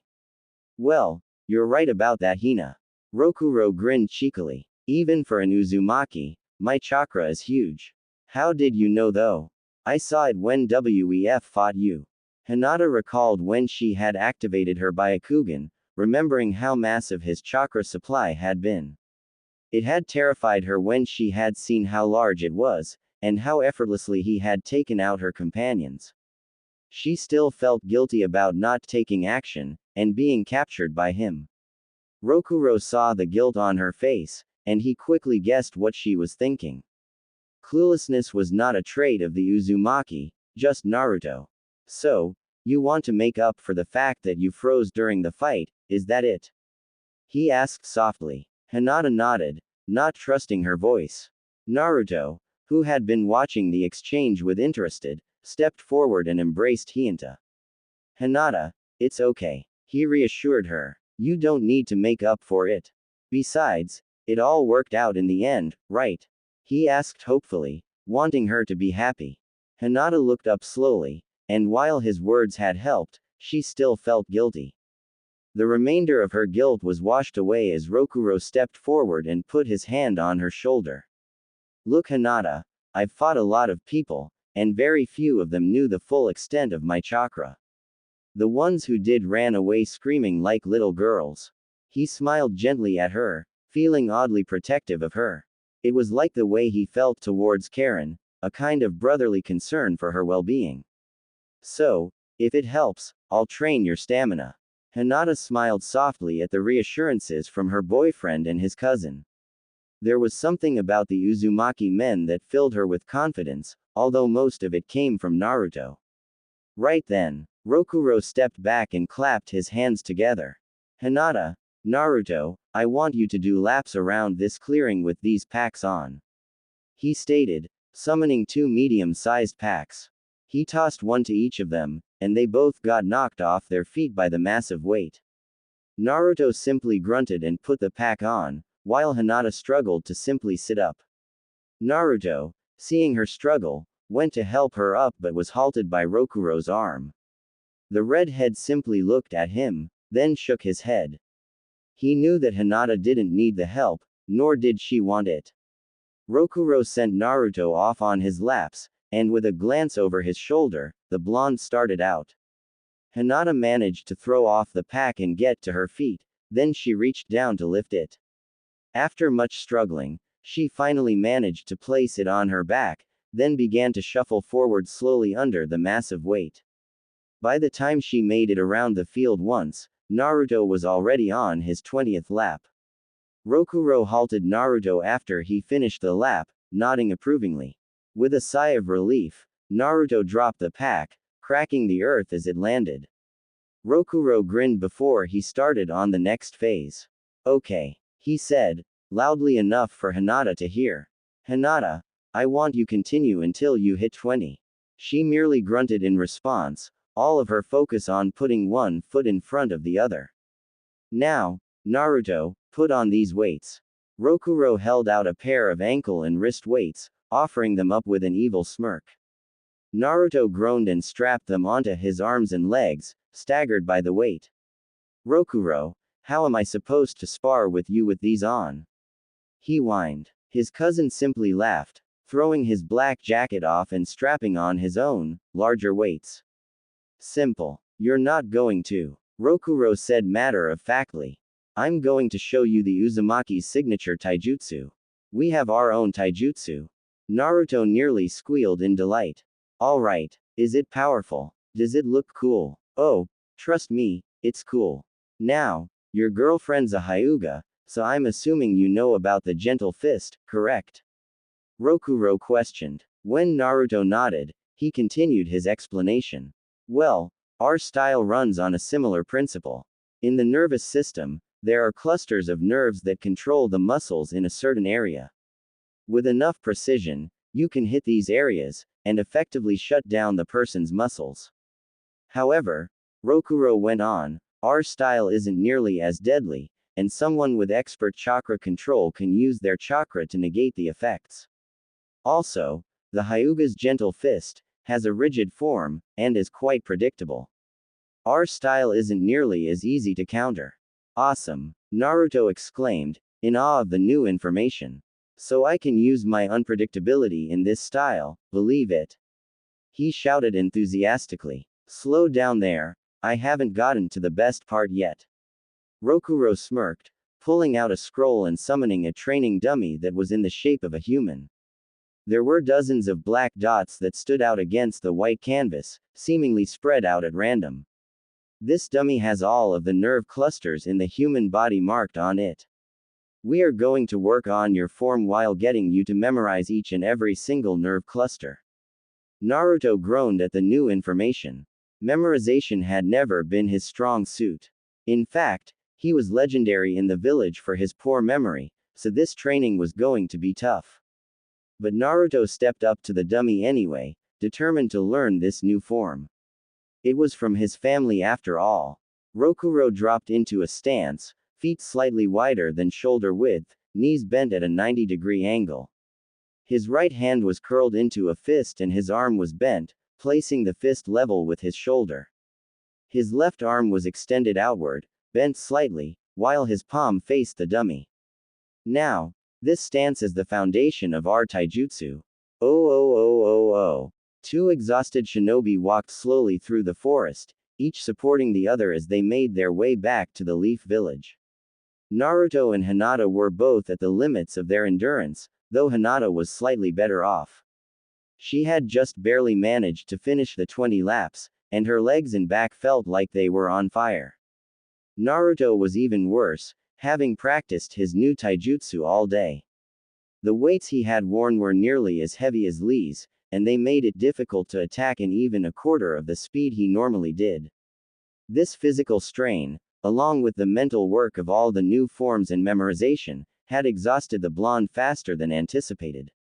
Rokuro trailed behind them, observing the two as he evaluated their performance. Hinata had struggled with the weight, but every time she faltered, Naruto had called out to her. Hearing his voice had reinforced her determination, and she had struggled onward. Naruto, for his part, picked up the forms quicker than Rokuro had thought, but when he had asked Naruto to point out the nerve clusters on his body, he had only been able to find a quarter of them. All in all, a good first day of training. Rokuro mused out loud. The pair in front of him didn't even acknowledge the praise, too tired to even smile. Now, I want you two to rest tonight, because we're going to be back at it, same time tomorrow. He informed them. This elicited a groan from both.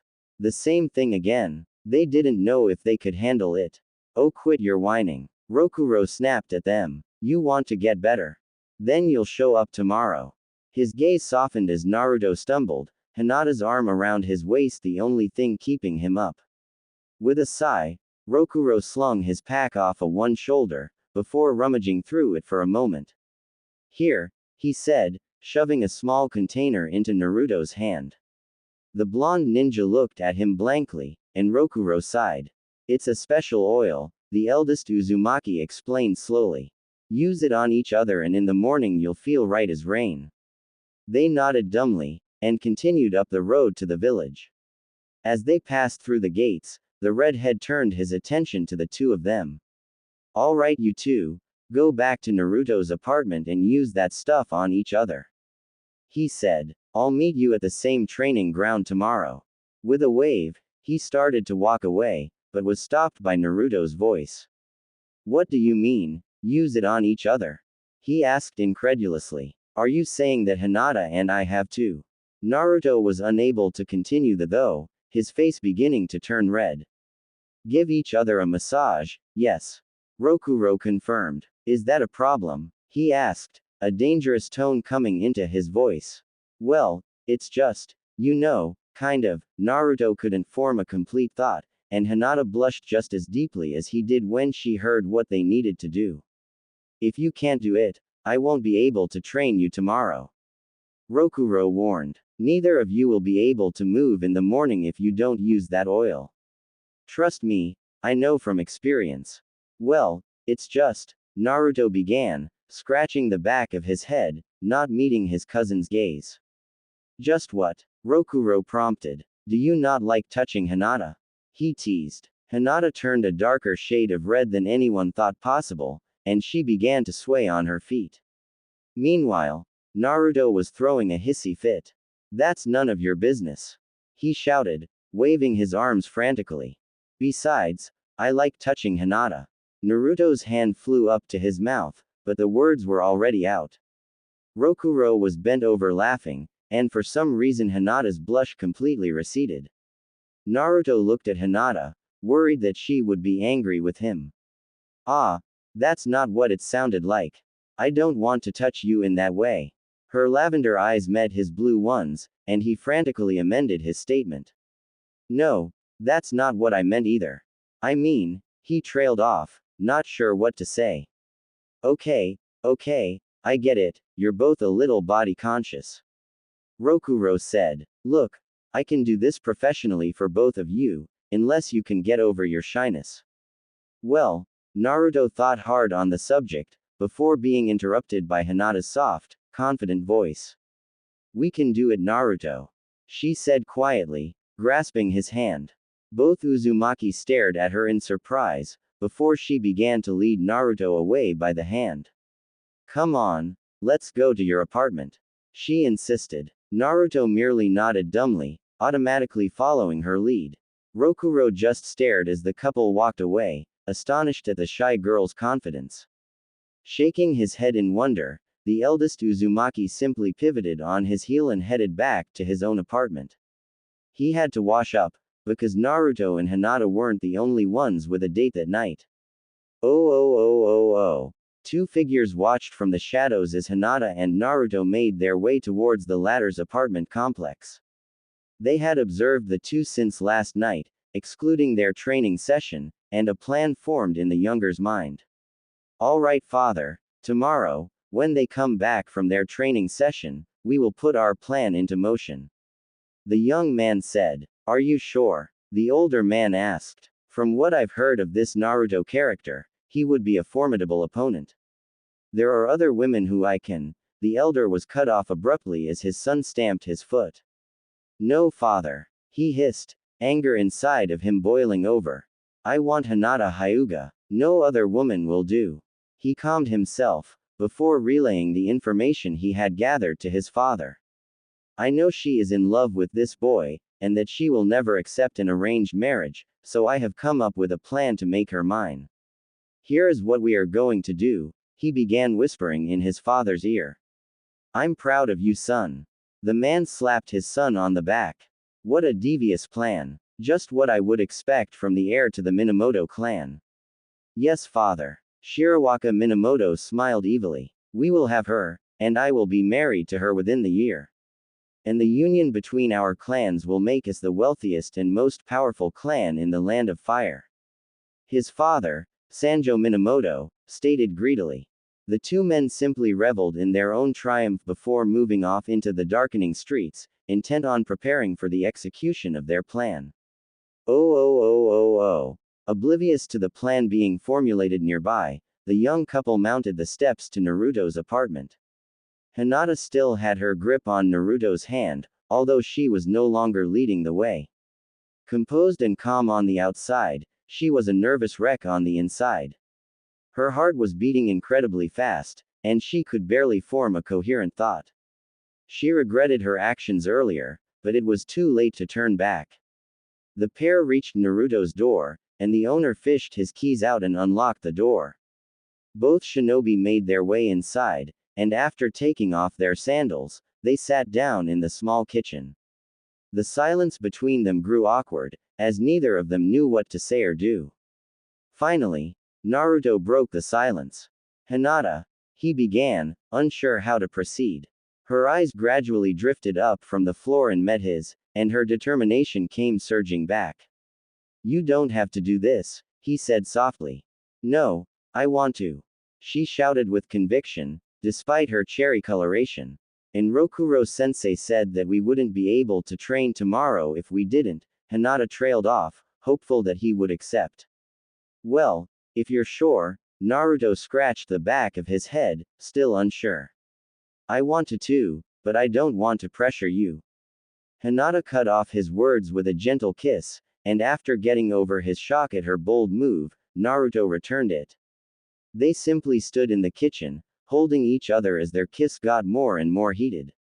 The urge to breathe eventually became stronger than their passion, and they broke the kiss. Naruto placed his forehead against Hinata, having already removed his headband, and smiled at the girl he loved. Okay. Naruto acquiesced, still holding her. Do you want me to do you first, or do you want to do me? Naruto asked. I'll do you first. Hinata answered, some of her shyness reasserting itself.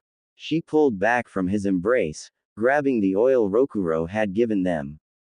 I'll go put some towels down, okay. Okay, Hinata. Naruto smiled as her confidence returned. Just let me know when things are ready. Hinata smiled before nodding, and she quickly made her way towards Naruto's room. She placed the oil on his dresser before removing her jacket, leaving her in her mesh shirt and bra. She moved into the bathroom, grabbing 2 towels and laying them on Naruto's bed. She blushed at the thought of them being in the same bed, but she wanted to do this. Not only so she and Naruto could continue their training, but also so she could explore his body. Naruto stripped himself of his jacket, leaving it hanging on one of the hooks near his front door. He headed back to the kitchen to sit down, but at that moment Hinata stepped out of his room. Naruto's eyes widened at the sight of her without her jacket, and a trickle of blood leaked out of his nose. He had never seen her without baggy clothes on, and he realized just how big her chest actually was. Hinata squirmed uncomfortably under his gaze, very conscious of her body. Years of being told she wasn't good enough had made her very body conscious, which was the reason why she wore such baggy clothing. Naruto's gaze made her think that she was a freak because of her large chest, because no other girl her age had anything even close to her size. Hinata, wow, Naruto said in amazement. You're so beautiful. Really? Hinata asked, blushing at his compliment. No one had ever called her beautiful before, and she had no idea how to respond. Yeah, believe it, Naruto said with a small smile. While he had mostly been focused on her chest, he looked over the rest of her too, and he absolutely thought she was beautiful. Thank you, Naruto. She said softly, her blush growing moderately more intense. Everything's ready. Huh, oh, right, Naruto remembered. So, what do I do? Well, why you need to put on some shorts. Hinata stammered, her mind thinking indecent thoughts about what they were about to do. That way I can do why your legs. She said timidly, blushing furiously. Right. Just wait here. Naruto gave her a quick peck on the lips before closing the door to his room. He quickly pulled off his shirt, wincing at his sore muscles, and then pulled off his pants, throwing them in his laundry pile. He quickly slipped on a pair of dark orange gym shorts before reopening the door. Hinata grabbed his hand and led him over to the bed, trying not to stare at him, then made him lie down on his stomach. She simply stared as he adjusted himself, nearly drooling at the sight of his toned body. While his muscles weren't very large, they were defined, the results of hours spent training. Her hands trembled as she thought of running them along his body, and then they suddenly clenched. With a new determination, Hinata grabbed the small jar of oil, and scooped some out with her fingers. Taking a deep breath, she sat on the end of the bed, gently placing her hands on Naruto's calves. Naruto shuddered at the cold sensation as the oil touched his body. Hinata noticed, and quickly clarified that the oil would warm up. She slowly moved her hands up and down Naruto's calves, gently kneading his muscles. Naruto let out a low moan, burying his face in the pillow underneath his head. Hinata continued upwards, slowly massaging the back of Naruto's legs. She got fairly close to his butt, but she was still too timid to attempt massaging there yet. During this time, Naruto continued to moan, amazed at how good it felt.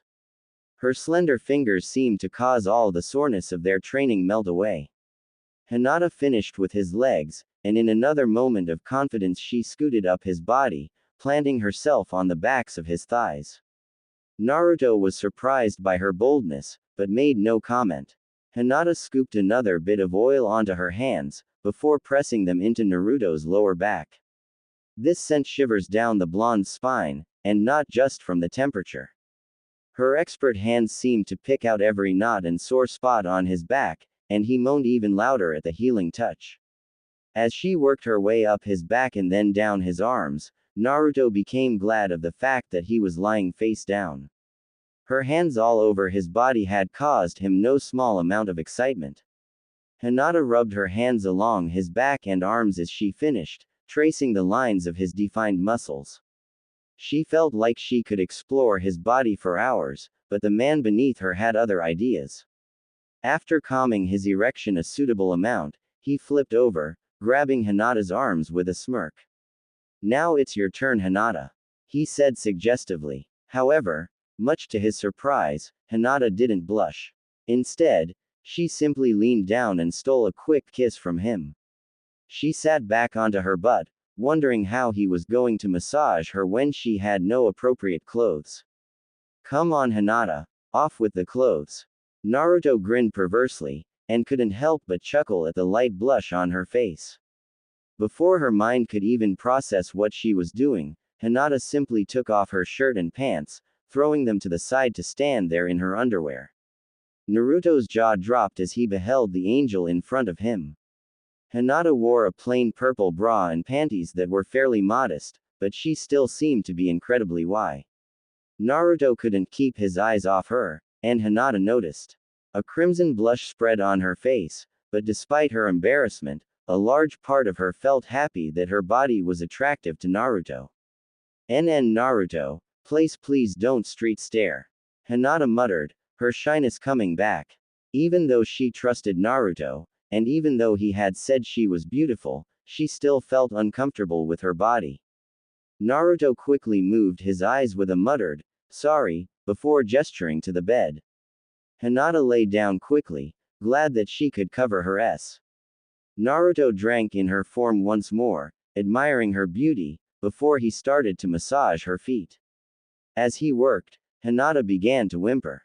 Having his strong, warm hands touch her was more than she could bear, and a strange heat formed in her nether regions. As Naruto slowly worked his way up her legs, marveling at how soft and smooth her skin was, the heat between her legs gradually became moist. Hinata gripped the sheets tightly, trying to fight the urge to touch herself. Never before had she felt this way, even when she had been thinking about Naruto. His close proximity and hands on her body evoked feelings she never knew she had.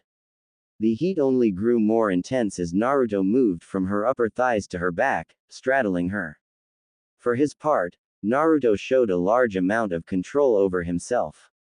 He was better equipped to deal with the attraction he was feeling towards Hinata, so it was easier for him to control his arousal.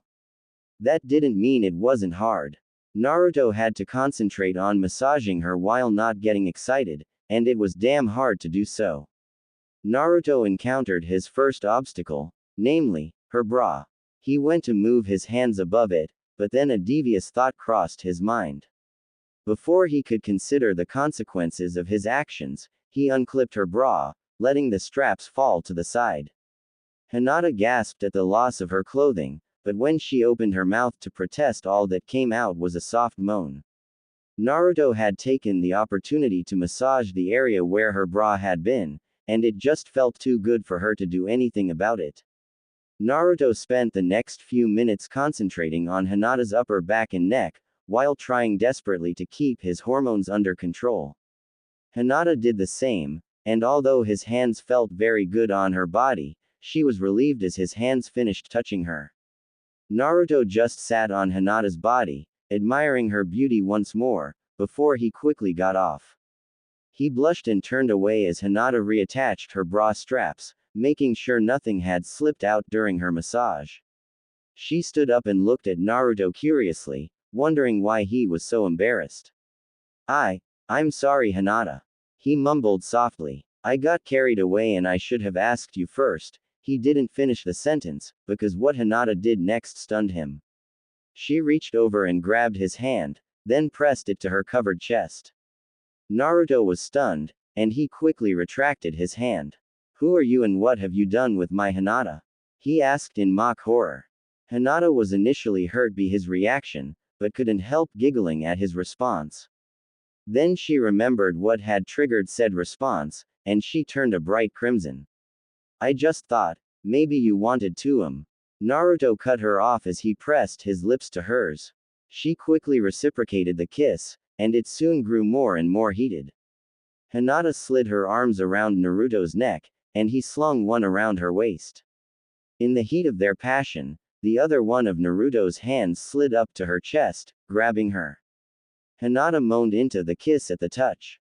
She had never even touched herself there, due to her low self-confidence and her clan's strict rules. Having Naruto touch her there simply felt right.